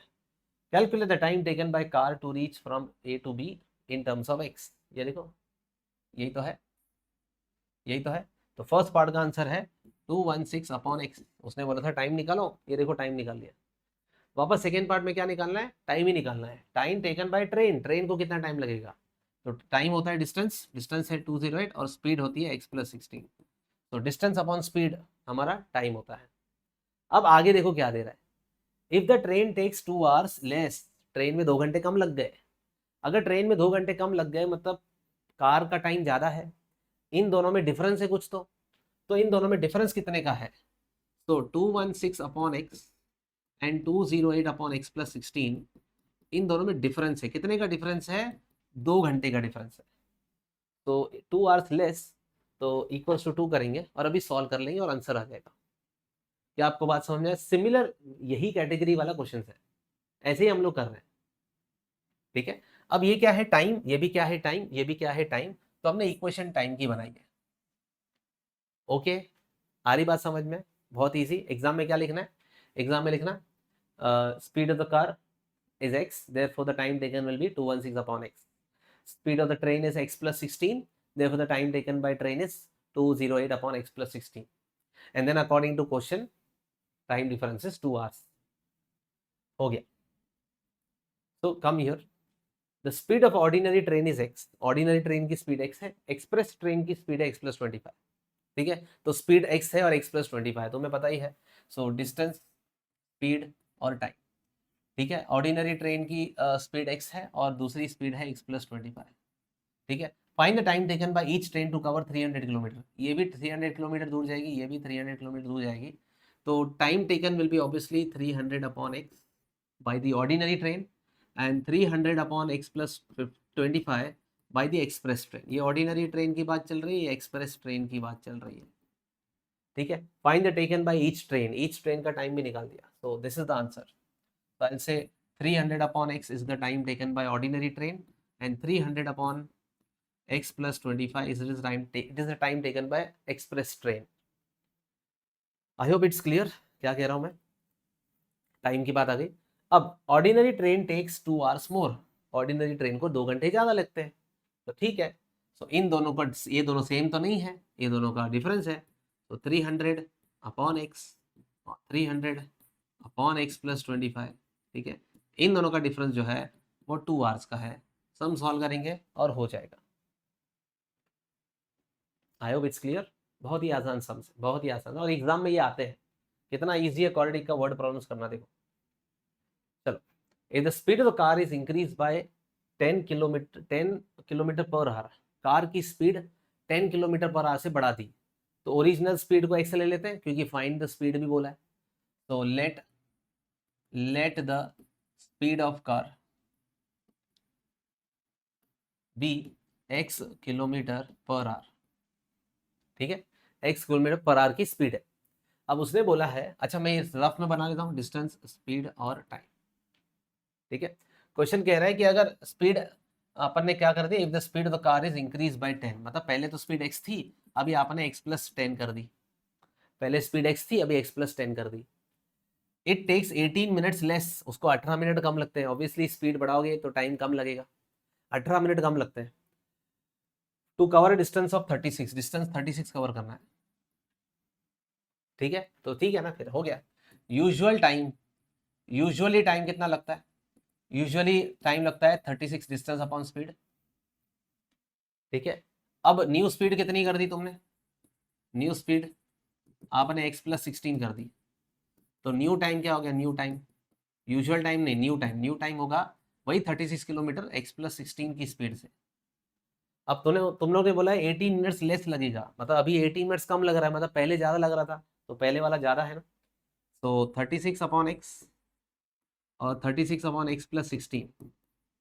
ठीक है, इनका जो डिफरेंस है वो है 18 मिनट्स का। तो बस हो गया। लेकिन ये 18 मिनट से इसको आवर्स में कन्वर्ट करना, तो ये चीज़ बहुत इंपॉर्टेंट है, भूल लेंगे नहीं। ये 18/60 होगा। बहुत लोग यहाँ पे 18 लिख देते हैं, 18, अरे 18 मिनट्स में दिया है। ठीक है, आपको किलोमीटर पर आवर में है स्पीड, स्पीड आर में है। तो स्पीड अगर आर्स में है तो टाइम भी आर्स में होना चाहिए। क्लियर, बढ़िया। चलो ये देखो, if the speed of the aeroplane is reduced by 40, अगर एरोप्लेन की स्पीड 40 से कम कर दी, तो ओरिजिनल स्पीड को x पकड़ लेता हूँ। तो let original speed be x kilometre per hour. तो it takes 20 minutes more to cover 1200 kilometre. ठीक है, तो चलो टाइम क्या होगा, यूजुअल टाइम क्या होगा, यूजुअल टाइम जो होगा वो होगा, टाइम की फॉर्मूला क्या है, टाइम की डिस्टेंस अपॉन स्पीड। डिस्टेंस कितना है 1200 अपॉन टाइम है x। न्यू स्पीड कितनी है, न्यू स्पीड क्वेश्चन में स्टार्टिंग में बोला है if the speed of aeroplane is reduce by 40, मतलब x माइनस 40 कर दिया स्पीड, तो टाइम कितना लगेगा,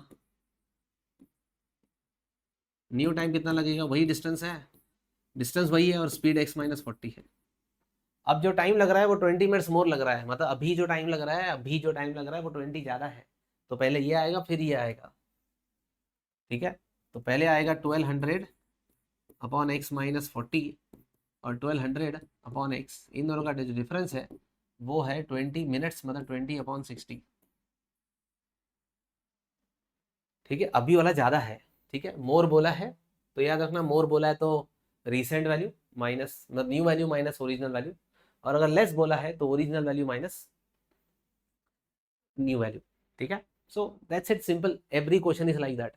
पिछले 3-4 क्वेश्चन जो हमने किए वो ऐसे ही थे।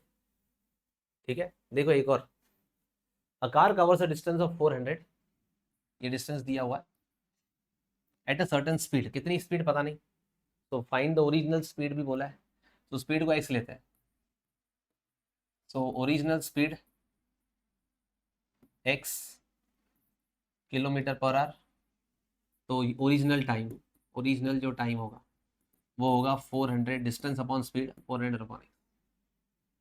Had the speed been 12 kilometre more, अगर स्पीड 12 ज़्यादा होती, न्यू स्पीड होती x plus 12, the time taken of the journey would be 1 hour 40 minutes less, अभी टाइम कम लगता। ठीक है, तो पहले न्यू टाइम निकाल लेता हूँ। न्यू टाइम होगा वापस वही 400 किलोमीटर अपॉन एक्स प्लस 12। अब इन दोनों में डिफरेंस है। ठीक है, और लेस बोला है तो ओरिजिनल माइनस न्यू। ठीक है, so 400 upon x and 400 upon x plus 12 minus 1 hour 40 minutes, ये 1 आवर और 40 मिनट्स, मतलब 40 मिनट्स है तो इसको आवर्स में कन्वर्ट करो। आ रही बात समझ में, हो गया। So now you can just cross multiply 400x plus 4800 minus 400x upon x square plus 12x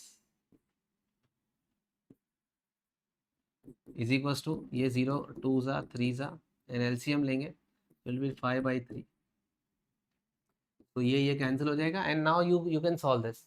तो द ट्रिक पार्ट यार इज 1 आवर 40 मिनट्स, तो ये 40 मिनट्स को 1 प्लस 40 अपॉन 60 कर देने का। 1 तो 1 आवर तो है, लेकिन साथ ही में 40 मिनट्स है तो उसको आवर्स में कन्वर्ट करो 60 से डिवाइड करके। That's it. Now this is also same sum, you can just try this sum. ठीक है, क्वेश्चन से रहा है, a goods train leaves a station at 6 PM। एक गुड्स ट्रेन है, मतलब हैवी ट्रेन होती है ना जिस जो गुड्स कैरी करती है, वो 6 बजे निकली, followed by N express train, उसके पीछे एक्सप्रेस ट्रेन निकली, विच लीव्स एट 8 PM, मतलब 2 घंटे बाद। पहले गुड्स ट्रेन निकली 6 बजे, फिर एक्सप्रेस ट्रेन निकली 8 बजे। ठीक है, and travels 20 kilometre faster, express train की जो स्पीड है वो 20 किलोमीटर फास्टर है। ठीक है, the express train arrives eight station 1040 kilometre away, मतलब ये डिस्टेंस दिया हुआ है। ठीक है दोस्तों, वापस वही बात, डिस्टेंस स्पीड और टाइम, डिस्टेंस है 1040, दोनों ट्रेन को डिस्टेंस 1040 कवर करना है। अगर गुड्स की ट्रेन की स्पीड x है तो एक्सप्रेस ट्रेन की स्पीड है x प्लस 20 किलोमीटर फास्टर चलती है। तो अभी बस टाइम निकाल लो, टाइम क्या होगा, गुड्स ट्रेन को टाइम लगेगा 1040 अपॉन एक्स और एक्सप्रेस ट्रेन को टाइम लगेगा 1040 अपॉन एक्स प्लस 20, और उसने कहा है कि 36 minutes before goods express train 36 minutes पहले पहुंच गई। ठीक है, assuming that the speed of both the trains remains constant, ये सब ठीक है। तो ये जो हमने किया है बस वही तो करना है, इक्वेशन बनानी है। तो हम लिखेंगे so speed of goods train, या गुड्स ट्रेन की बात करते हैं। गुड्स ट्रेन जो रहेगी उसकी स्पीड जो है उसको x मान लिया, x किलोमीटर पर आवर। तो जो टाइम होगा तो वो होगा 1040 अपॉन x। अभी एक्सप्रेस ट्रेन, एक्सप्रेस ट्रेन की जो स्पीड है वो होगी x+20। ठीक है, क्वेश्चन में कहा है 20 किलोमीटर फास्टर, और उसका जो टाइम होगा वो होगा 1040 अपॉन x+20। ठीक है, ये उसका टाइम होगा। तो अब बस दोनों के टाइम का फर्क है, दोनों के टाइम पे कितना फर्क है बताओ? 36 मिनट्स फर्क है। नहीं, ये 6 बजे निकली है या 8 बजे निकली है? तो बताओ, एक्सप्रेस ट्रेन को कम टाइम लग रहा है, एक्सप्रेस ट्रेन पहले पहुंच रही है। ठीक है, कितना पहले पहुंच रही है? 36 मिनट्स पहले पहुंच रही है, और 2 घंटा लेट भी निकली है। 2 घंटा लेट निकली और 36 मिनट्स पहले पहुंची, तो यार 2 घंटा भी कवर किया और 36 मिनट्स भी कवर किया। देखो, according to question goods train को ज़्यादा टाइम लगता है, तो 1040 अपॉन एक्स ये गुड्स ट्रेन का टाइम, और ये 1040 अपॉन x+20 ये हमारे एक्सप्रेस ट्रेन का टाइम। इन दोनों के टाइम का डिफरेंस जो है वो 2 आवर्स और 36 मिनट्स भी है। 2 आवर्स क्यों है? क्योंकि पहले वो 6 बजे निकली थी और एक्सप्रेस ट्रेन 8 बजे निकली थी। सारी बात समझ में? तो 6 बजे और 8 बजे पहले से ही 2 घंटा लेट निकली है, तो 2 घंटा लेट निकली है और 36 मिनट जल्दी पहुंची है। सोचो, 2 घंटा लेट निकली और 36 मिनट्स पहले पहुंची, मतलब देखा जाए तो दोनों की ट्रैवल टाइम, दोनों का ट्रैवल टाइम में जो फर्क है वो 2 आवर्स 36 मिनट्स का है। एक्सप्रेस ट्रेन 2 आवर्स 36 मिनट्स पहले पहुंच गई है, नहीं 36 मिनट्स पहले पहुंची है, लेकिन 2 आवर्स लेट भी तो निकली है, फिर भी पहले पहुंची है। मतलब गुड्स ट्रेन 2 आवर्स 36 मिनट्स ज्यादा रन करी है। तो दोनों में जो टाइम का फर्क है वो 2 आवर्स 36 मिनट्स का है। यूजुअली बच्चे मिस्टेक यहाँ पे सिर्फ 36 मिनट्स करते हैं, ये 6 बजे और 8 बजे इग्नोर कर देते हैं, मतलब ध्यान नहीं दे पाते। तो आपको बात समझनी है कि ऐसा नहीं चलता, प्रॉपरली क्वेश्चन पढ़ोगे तो चीजें समझ में आ जाएंगी। ठीक है, 6 6 6 10 और 3 एंड 5 एलसीएम लूंगा 10 और ये, तो ये 13 अपॉन 5 आ जाएगा। अभी आप बस क्रॉस मल्टीप्लाई करके सॉल्व कर सकते हो, मतलब आई मीन जस्ट जैसे यूजुअली सॉल्व करते हो। सो डिड यू अंडरस्टैंड कितना इस पूरे वीडियो में बार बार इक्वेशंस ऐसी ही बन रही है? ठीक है, इसी फॉर्मेट की बन रही है, इजी है, यही वाले क्वेश्चंस बोर्ड में आते हैं। ठीक है, सो आई गेस ये वाला तुम खुद से कर पाओगे, बट स्टिल जस्ट फटाफट में लिख देता हूँ। A car made a run of 390 kilometre in x hours. अच्छा, अभी स्पीड x नहीं दिया, टाइम x आवर्स दिया है। देखो, if the speed had been 4 kilometre more it would have taken 2 hours less for the journey. Question वही है, find x, लेकिन टाइम अभी x आवर्स लिया है। कोई बात नहीं, अगर टाइम को x लिया है तो हम अभी जो इक्वेशन बनाएंगे वो हम स्पीड की बनाएंगे। देखो, तो हम लिखेंगे डिस्टेंस, टाइम और स्पीड। सबको पता है स्पीड होता है डिस्टेंस अपॉन टाइम। ठीक है, डिस्टेंस कितना है 390, टाइम कितना है x, तो स्पीड कितनी होगी 390 अपॉन x। वापस डिस्टेंस कितना है 390, टाइम कितना लगा 2 आवर्स लेस, मतलब x-2, तो हमारी तरफ से स्पीड हो गई 390 अपॉन x-2। और क्वेश्चन में कहा है 4 किलोमीटर पर आवर की स्पीड ज़्यादा है। ठीक है, तो अभी वाली स्पीड ज़्यादा है, पहले वाली स्पीड कम है, तो दोनों का डिफरेंस 4 है, तो स्पीड का डिफरेंस 4 दिया हुआ है, तो हो गया। तो आप बोलोगे स्पीड या original speed is distance upon time, distance upon time x. अभी न्यू स्पीड होगी, न्यू डिस्टेंस तो वही है 390। What is the new time? New time is 2 hours less, I want 2 hours less, तो x-2। अब ये दोनों स्पीड सेम तो नहीं है, अलग अलग है। ठीक है, ये ज्यादा स्पीड होगी, ये कम स्पीड होगी, क्योंकि मैंने कहा था छोटा डिनोमिनेटर पहले आता है। x छोटा कि x-2, कौन छोटा, x छोटा कि x-2 छोटा? x-2 छोटा है, तो x-2 पहले आएगा और x वाला बाद में आएगा। और इन दोनों का डिफरेंस कितना है? ये भी स्पीड है, ये भी स्पीड है, और क्वेश्चन में स्पीड कितना है 4 का। तो देखो ये क्वेश्चन भी तैयार हो गया था। ठीक है, कभी कभार टाइम को ना, तो पिछले सारे सम्स में आप टाइम को x लेके स्पीड वाली इक्वेशन बनाओगे तो भी आंसर सेम आएंगे। तो जरूरी नहीं है कि स्पीड को x लिया रहता है। अब यूजुअली स्पीड को x लेते हैं तो मैंने वो मेथड कराया, बट ये भी सम कराया जिसमें टाइम को x पकड़ा है। क्या फर्क पड़ता है, टाइम को x पकड़ोगे तो इक्वेशन तो स्पीड की बनेगी ना, इक्वेशन हमारी स्पीड की बनेगी।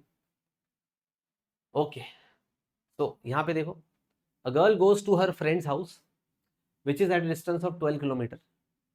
डिस्टेंस दिया 12 किलोमीटर, डिस्टेंस दिया 12 किलोमीटर, और she covers half of the distance at a speed of x। तो ठीक है, तो 12 किलोमीटर, तो she covers half of the distance, half of the distance मतलब distance 6 at a speed x।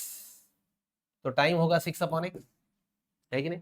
Half distance मतलब 12 kilometre में से 6 किलोमीटर उसने x स्पीड पे कवर किया, तो time taken will be 6/x। And the remaining distance मतलब 6 kilometre और एट अ स्पीड x+2, तो time taken will be 6/x+2। This is the time taken for first half of the journey, then this is the time taken for second half of the journey. If she takes 2 hours 30 minutes to cover the whole distance, total 2 hours 30 minutes दिया हुआ है, easy हो गया सम। ये तो हम लिखेंगे for the first half journey, for the first half journey, for the first half journey, distance is 6 kilometer, speed is x kilometer per hour, therefore time is distance upon speed, that is 6/x। ठीक है, अभी for the next half the journey, distance वही है 6 kilometre क्योंकि total 12 kilometre था, और speed हमारा x+2 है, स्पीड उन्होंने बढ़ा दिया है। हाँ, स्पीड अपना x+2 है, तो टाइम कितना होगा दोस्तों, टाइम होगा 6/x+2। और अभी हम टाइम की इक्वेशन बनाएंगे।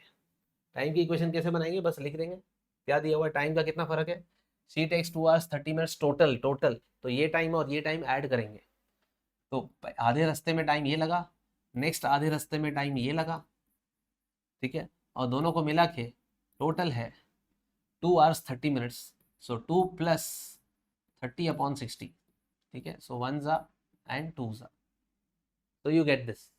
ठीक है, तो आपकी इक्वेशन तैयार हो गई, 6/x + 6/x+2 is equals to 5/2, और अब क्रॉस मल्टीप्लाई एंड आंसर। तो यहाँ पे टोटल टाइम दिया था, डिफरेंस नहीं दिया था, टोटल दिया था। ठीक है, so read the question carefully, बाकी कंसेप्ट तो सिमिलर ही है। ठीक है, दैट्स इट।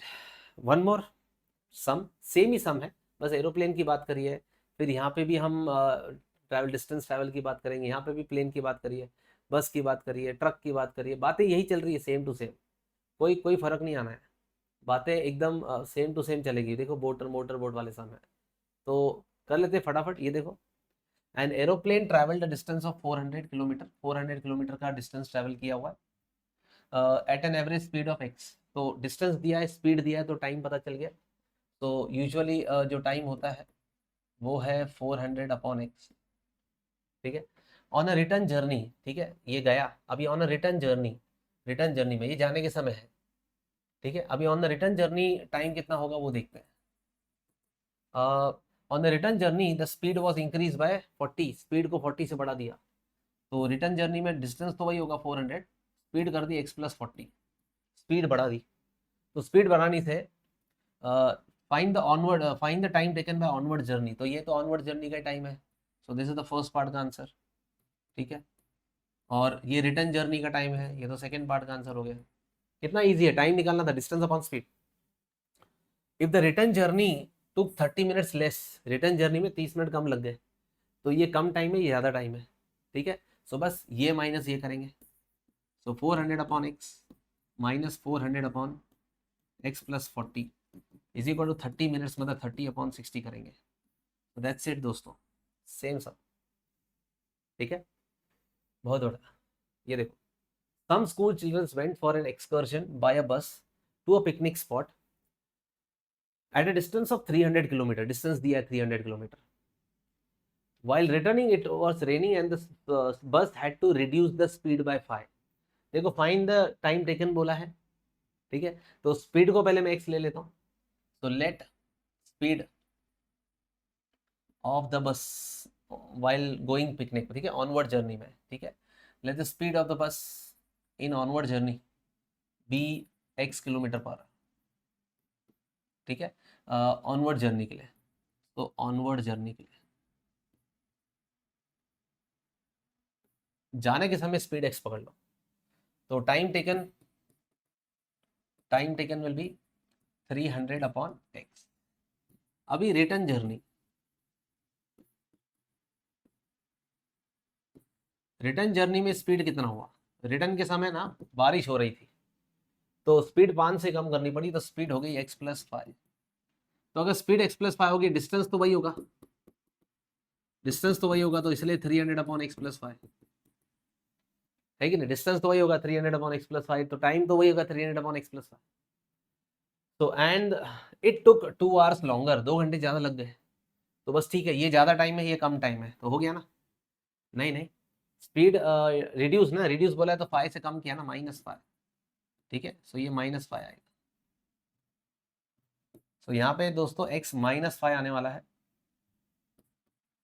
और अभी इन दोनों का डिफरेंस 300 अपॉन x-5, पहले ये लिखेंगे फिर ये लिखेंगे, क्योंकि जाने के समय ज़्यादा, आने के समय ज़्यादा टाइम लग गया, तो ये ज़्यादा है, ये कम है, तो this equals to 2 hours. Again equation उसी टाइप में रेडी, सेम टू सेम। चलो next question, a plane left 30 minutes later. अच्छा, जैसे वो ट्रेन थी, एक 6 बजे निकली, एक 8 बजे निकली, पहले ही 2 घंटे का डिफरेंस हो गया। यहाँ पे प्लेन 30 मिनट्स देरी से निकला, तो 30 मिनट्स देरी से निकला, याद रखेंगे। Then the schedule time, and in order to reach the destination 1500 kilometre upper, तो ये डिस्टेंस दिया हुआ है, ठीक है। So distance, speed and time, distance दिया है 1500 किलोमीटर।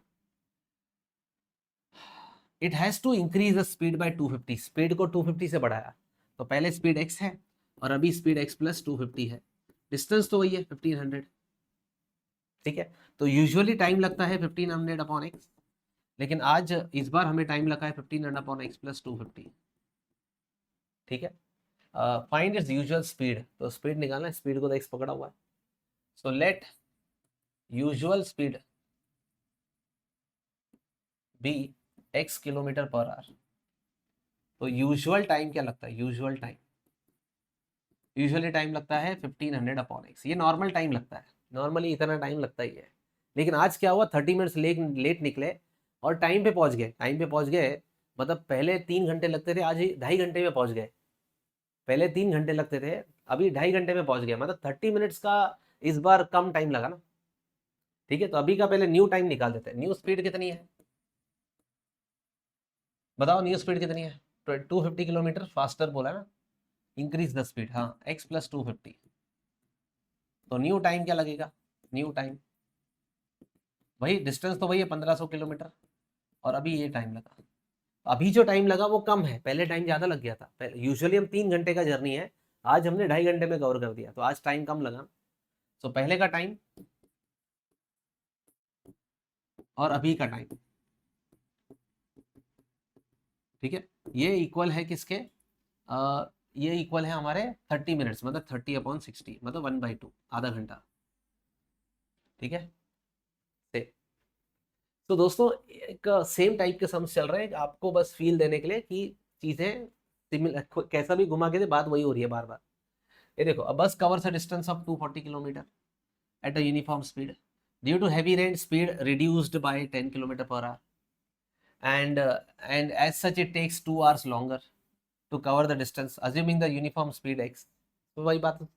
तो चलो टाइम कितना टाइम निकालते हैं 240, और यूजुअली स्पीड है x, तो टाइम जो होगा वो 240 अपॉन x होगा। अभी हमने क्या किया, स्पीड को 10 किलोमीटर रिड्यूस किया, तो न्यू टाइम कितना है, न्यू टाइम तो 240, डिस्टेंस तो वही है और टाइम है, सॉरी डिस्टेंस तो वही है, स्पीड है x-10, तो डिस्टेंस अपॉन स्पीड, ये टाइम आ गया। और इन दोनों में टाइम में फर्क कितने का है, 2 आवर्स लॉन्गर, 2 आवर्स लॉन्गर है, मतलब ये ज़्यादा टाइम लग गया, तो 240 upon x-10 and 240 upon x, इन दोनों में डिफरेंस जो है वो 2 आवर्स का है। देखो ये भी सम खत्म हो गया, देखो यार सिमिलर सेम स्ट्रैटेजी हो रही बार बार, and you can even try this यार एट योर, बहुत इजी है, कुछ फर्क नहीं पड़ता, फिर भी let me try. A truck covers a distance of 150 kilometre at a certain average speed and then covers another 200। तो पहला 150 किलोमीटर कवर किया, पहले 150 कवर मिल गया, फिर 200 कवर किया, ठीक है। At an average speed certain, कुछ तो स्पीड था x, another two at an average speed which is 20 kilometre per hour more than the first speed. तो पहले x थी तो अभी x प्लस 20, तो इधर टाइम लगा 150 अपॉन x, और अभी सेकेंड लास्ट के 200 किलोमीटर ट्रैवल करने के लिए x प्लस 20 टाइम लगा। If the truck covers a total distance of 5 hours, 5 घंटे लग रहे हैं, तो इन दोनों का टोटल 5 घंटा दिया हुआ है, बात खत्म, ठीक है। सो फर्स्ट जर्नी का जो टाइम होगा, टाइम वन है डिस्टेंस अपॉन स्पीड, और टाइम टू है वापस डिस्टेंस अपॉन स्पीड, कितनी थी, स्पीड 20 किलोमीटर बढ़ा दी, और इन दोनों का टोटल, पहले 150 किलोमीटर, फिर हमने 200 किलोमीटर और ट्रेवल किया, तो इन दोनों का टाइम मिला के वी हैव 5 आवर्स, तो दिस इज 5, ठीक है। चलो, तो आई गेस दैट्स इट। अभी ये इंपॉर्टेंट है, एकदम खास सम, एकदम खास मतलब खास इंपॉर्टेंट सम्स, तो ये दोनों सम्स थोड़ा ध्यान देंगे, बोट वाले सम्स है, मोटर बोट वाले सम्स है। ये मोटर बोट वाले जो सम्स होते हैं ना, इसमें एक चीज ध्यान देंगे, यहाँ पे ना दोस्तों एक इंपॉर्टेंट कंसेप्ट को याद रखो। तो कॉन्सेप्ट क्या है, इस क्वेश्चंस में ना, बोट वाले क्वेश्चंस में दो इंपॉर्टेंट वर्ड्स है, एक है अपस्ट्रीम, ठीक है, और एक है डाउनस्ट्रीम। याद रखेंगे क्या बात चल रही है, ठीक है। देखो रनिंग वाटर मतलब स्ट्रीम, ठीक है। सो रनिंग वाटर में जब बोट अगेंस्ट द वाटर जा रही है, मतलब पानी नीचे जा रहा है, और पानी का फ्लो ऐसा है, और जो अपनी बोट है वो इस तरह से ट्रैवल कर रही है अगेंस्ट द वाटर, तो अगेंस्ट द वाटर में जो ये जो सिचुएशन है, इसको कहते हैं अपस्ट्रीम, मतलब पानी नीचे बह रहा है, पानी का डायरेक्शन ये है, और हमारी जो बोट है, ये जो हमारी बोट है, वो उसकी डायरेक्शन ऐसी है, और पानी की स्पीड ऐसी है, इसको अपस्ट्रीम वाला केस कहते हैं। और इस दौरान जब पानी नीचे है, बोट ऊपर जा रही है, तो टाइम बहुत ज़्यादा लगता है, ठीक है, ऊपर चढ़ने में टाइम बहुत लगेगा, अपस्ट्रीम में टाइम ज़्यादा लगता है, क्यों? तो मान लो अपनी जैसे अपस्ट्रीम में क्या लगा, अपस्ट्रीम में टाइम ज़्यादा लगता है, ये तो समझ में आ गया ना। अरे पानी नीचे जा रहा है, हम मुश्किल से ऊपर चढ़ रहे हैं धीरे धीरे धीरे, तो अगेंस्ट द वाटर जा रहा है, हमारा स्पीड कम हो गया है, पानी धक्का दे रहा है वापस, तो हम लोग का जो इफेक्टिव स्पीड होता है वो कम होता है। लेकिन डाउनस्ट्रीम में क्या होता है कि पानी तो ऐसे जा रहा है, और हमारी बोट भी ऐसे ही जा रही है, तो एकदम फट से जल्दी नीचे पहुंच जाएंगे। डाउनस्ट्रीम हमारा इजी है, डाउनस्ट्रीम मोशन इजी होता है, अपस्ट्रीम मोशन में टाइम लगता है, ठीक है। चलो, सो ये चीज आपको ध्यान देनी है इस चीज में। तो एक बात बताओ, टाइम की तो फॉर्मूला वही है, टाइम की तो फॉर्मूला तो डिस्टेंस अपॉन स्पीड ही है, टाइम का प्रॉब्लम नहीं है, स्पीड पे ध्यान देना, स्पीड पे ध्यान दो। तो मान लो पानी की स्पीड x है और बोट की स्पीड y है, ठीक है। तो बताओ अपस्ट्रीम क्या होगा, अपस्ट्रीम में स्पीड कितनी होगी, जब आप ऊपर चढ़ोगे तो आपके ऊपर चढ़ने की स्पीड क्या होगी, आपके अपस्ट्रीम में स्पीड कितनी होगी, व्हेन यू अपस्ट्रीम, तब आपकी स्पीड कितनी होगी, तो स्पीड जो होगी वो होगी y माइनस एक्स, क्यों? बोट की स्पीड 10 है, पानी की स्पीड 3 है, तो इफेक्टिवली बोट की स्पीड 10 है और आपकी स्पीड, पानी की स्पीड 3 है, तो आप you will be able to travel with a speed of 7, आप 7 की स्पीड से चलोगे, बिकॉज आप 10 आगे जाओगे तो पानी आपको 3 पीछे लेके आएगा, है कि नहीं। तो your effective speed is 10 minus 3, तो बोट की स्पीड माइनस स्ट्रीम की स्पीड, तो याद रखेंगे speed of boat minus speed of stream. But then अगर आप डाउन स्ट्रीम जाओगे तो इट्स वेरी इजी, तो it will be y plus x, ठीक है, बोट की स्पीड प्लस स्ट्रीम की स्पीड, हमारी जाने की स्पीड बहुत ज़्यादा होगी, हमारी बोट की स्पीड 10 होगी, पानी की स्पीड 3 होगी, तो टोटल स्पीड 13 हो जाएगी। बस आपको ये कंसेप्ट याद रखना है कि अपस्ट्रीम और डाउनस्ट्रीम के समय स्पीड कितना होता है, बाकी है तो वही स्पीड डिस्टेंस टाइम कैटेगरी का सम, और आपको टाइम की इक्वेशन बनानी है। हाँ, इक्वेशन आपको टाइम की ही बनानी है, टाइम होता है डिस्टेंस अपॉन स्पीड, और स्पीड के बारे में मैंने अभी अभी बता दिया, इंपॉर्टेंट चीज़ है ये भूलना नहीं है। चलो, the speed of the boat in still water is 15 kilometre. चलो क्वेश्चन में दिया हुआ है speed of boat is 15 kilometre still water में। स्टिल वाटर मतलब जब पानी मूव नहीं कर रहा है, तो बोट की स्पीड, खाली बोट की स्पीड है 15। ये स्पीड अपस्ट्रीम या डाउनस्ट्रीम की नहीं है, ये बोट की स्पीड है। ठीक है, it can go 30 kilometre upstream, जब डिस्टेंस दिया है, डिस्टेंस 30 किलोमीटर ऊपर जाना है, एंड रिटर्न, रिटर्न मतलब वापस आना, to the original point in 4 hours 30 minutes, मतलब जाने का टाइम और आने का टाइम। ठीक है, चलो टाइम टेकन फॉर अपस्ट्रीम बताओ। Time taken for upstream it is distance upon speed. Distance है तुम्हारा 30, और स्पीड क्या होगा? स्पीड बोट का 15 है, लेकिन find the speed of stream बोला है, स्पीड ऑफ स्ट्रीम को x ले लेते हैं। ठीक है, तो हम क्वेश्चन में स्टार्टिंग में लिख देंगे let the speed of stream, ठीक है, पानी की speed be x kilometre per hour. तो बताओ अपस्ट्रीम के समय आपकी इफेक्टिव स्पीड कितनी होगी? बोट की स्पीड 15 है, पानी की स्पीड x है, तो 15 माइनस x। ठीक है, सो इट इज 15 माइनस x। और बताओ time taken while downstream, downstream में क्या टाइम होगा? वही बात तो वही, डिस्टेंस अपॉन स्पीड। डिस्टेंस होता है 30। ठीक है, और स्पीड क्या होगी जाने के समय? डाउनस्ट्रीम के समय स्पीड क्या होगी? 15 प्लस एक्स। 15 नहीं होगी, 15 प्लस एक्स है। 15 तो खाली बोट की है, पानी भी तो है साथ में। 15 प्लस एक्स, और टोटल मिला के 4 घंटे 30 मिनट्स लगे हैं। तो ठीक है, तो ये time 30 upon 15 minus x, plus plus कर रहा हूँ 30 अपॉन 15 प्लस एक्स। क्यों प्लस क्यों कर रहा हूँ? क्योंकि क्वेश्चन में टोटल टाइम दिया ना यार, टोटल टाइम दिया, इसलिए दोनों का प्लस। 4 hours 30 minutes, 30 मिनट्स मतलब 30 अपॉन 60, सो ये 1/2 करेंगे, विच इफेक्टिवली विल बिकम 9/2। ठीक है, तो ये हो गया। आप 30 कॉमन ले लो, या आप सीधा मल्टीप्लाई कर लो, क्या फ़र्क पड़ता है? 450 plus 30x minus 450, sorry plus 450 minus 30x is equal to 15 plus x 15 minus x। What is 15 plus x 15 minus x? a square minus b square, so it is 15 square minus x square is equal to 9/2। ठीक है, ये आपका cancel हो गया, ये आपको ऊपर 900 आ गया, नीचे 225 माइनस एक्स स्क्वायर आ गया, इज इक्वल्स टू 9/2 आ गया। क्रॉस मल्टीप्लाई करो, आंसर आ जाएगा। उसके पहले 9 1 सा और 900 सा कर देना। ठीक है, अब आपको थोड़ा इजी काम हो जाएगा। ठीक है, ये कैंसिलेशन करना इजी हो जाएगा आपके लिए।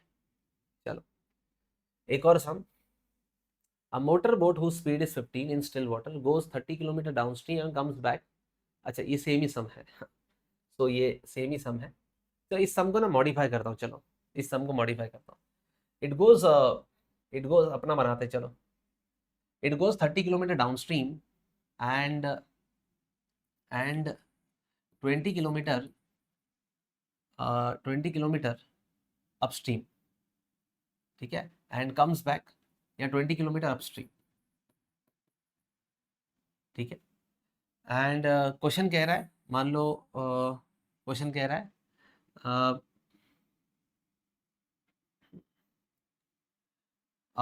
Motor boat whose speed is 15 kilometer in still water takes 1 hour more to go। ठीक है, ऐसा क्वेश्चन है। A motorboat whose speed is 15 kilometer in still water, 15 kilometer per hour in still water, takes 1 hour more to go 30 kilometer downstream। 30 kilo take 30 हाँ take 1 hour more to go 30 kilometer downstream then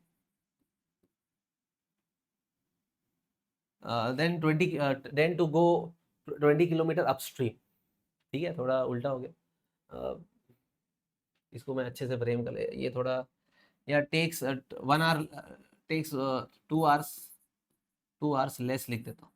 ठीक है, तो question ऐसा है, अब boat, main चीज़ क्या है? Main चीज़ ये है कि it takes 2 hours less to go 30 kilometre downstream then 20 kilometre upstream. ठीक है, चलो ये भी एक क्वेश्चन कर लेते हैं। तो कोई टेंशन नहीं है, आप खाली पहले टाइम निकाल लो। चलो बताओ, टाइम टेकन फॉर अपस्ट्रीम बताओ, टाइम टेकन फॉर अपस्ट्रीम। ऊपर जाने के लिए कितना टाइम, ऊपर कितना जा रहे हैं, 20 किलोमीटर जा रहे हैं। डिस्टेंस इज अपस्ट्रीम का 20 and the speed will be what, boat की स्पीड 15 है, पानी की स्पीड x ले लेंगे, तो 15 minus x, 15 minus x. Time of downstream बताओ, डाउनस्ट्रीम का टाइम कितना होगा। 30 किलोमीटर हम डाउनस्ट्रीम गए, हम 30 किलोमीटर डाउनस्ट्रीम गए हैं, और डाउनस्ट्रीम की स्पीड क्या होती है, 15 प्लस एक्स। ठीक है, अब क्या दिया हुआ है, दोनों टाइम का प्लस दिया हुआ है कि दोनों टाइम का डिफरेंस दिया हुआ है। देखो क्या बोला है, 2 आवर्स लेस लगता है, 2 घंटे कम लगते हैं 30 किलोमीटर डाउनस्ट्रीम जाने में। तो डाउनस्ट्रीम का टाइम कम है, अपस्ट्रीम का टाइम ज्यादा है, तो दोनों का डिफरेंस दिया हुआ है, 2 आवर्स का डिफरेंस है। तो अपस्ट्रीम, ऑब्वियसली अपस्ट्रीम में ज्यादा टाइम लगता है, माइनस डाउनस्ट्रीम, इसका आंसर है 2। ठीक है, ये मैंने रैंडम नंबर्स लिए हैं, मे नॉट सही नहीं होगा, बट स्टिल सही भी नहीं हो भी सकता है। जो भी आंसर निकाल लो, या आंसर मत देखो, इक्वेशन बनाना सीखो, और ऐसा सेम सम आपको टेक्स्ट बुक में मिल जाएगा, यू कैन ट्राई दिस। ठीक है, तो बोट और इसका जो फंडा है वो इस सम में क्लियर हो जाता है। तो बस खाली स्पीड की बारी है, 15 upon x, 15 minus x, 15 plus x, ये बस यही चल रहा है। अब अगर बोट की स्पीड 5 होगी तो 5 प्लस एक्स, 5 माइनस एक्स, जरूरी नहीं है 15 ही हो। ठीक है, I hope it's very clear. ठीक है, बहुत बढ़िया।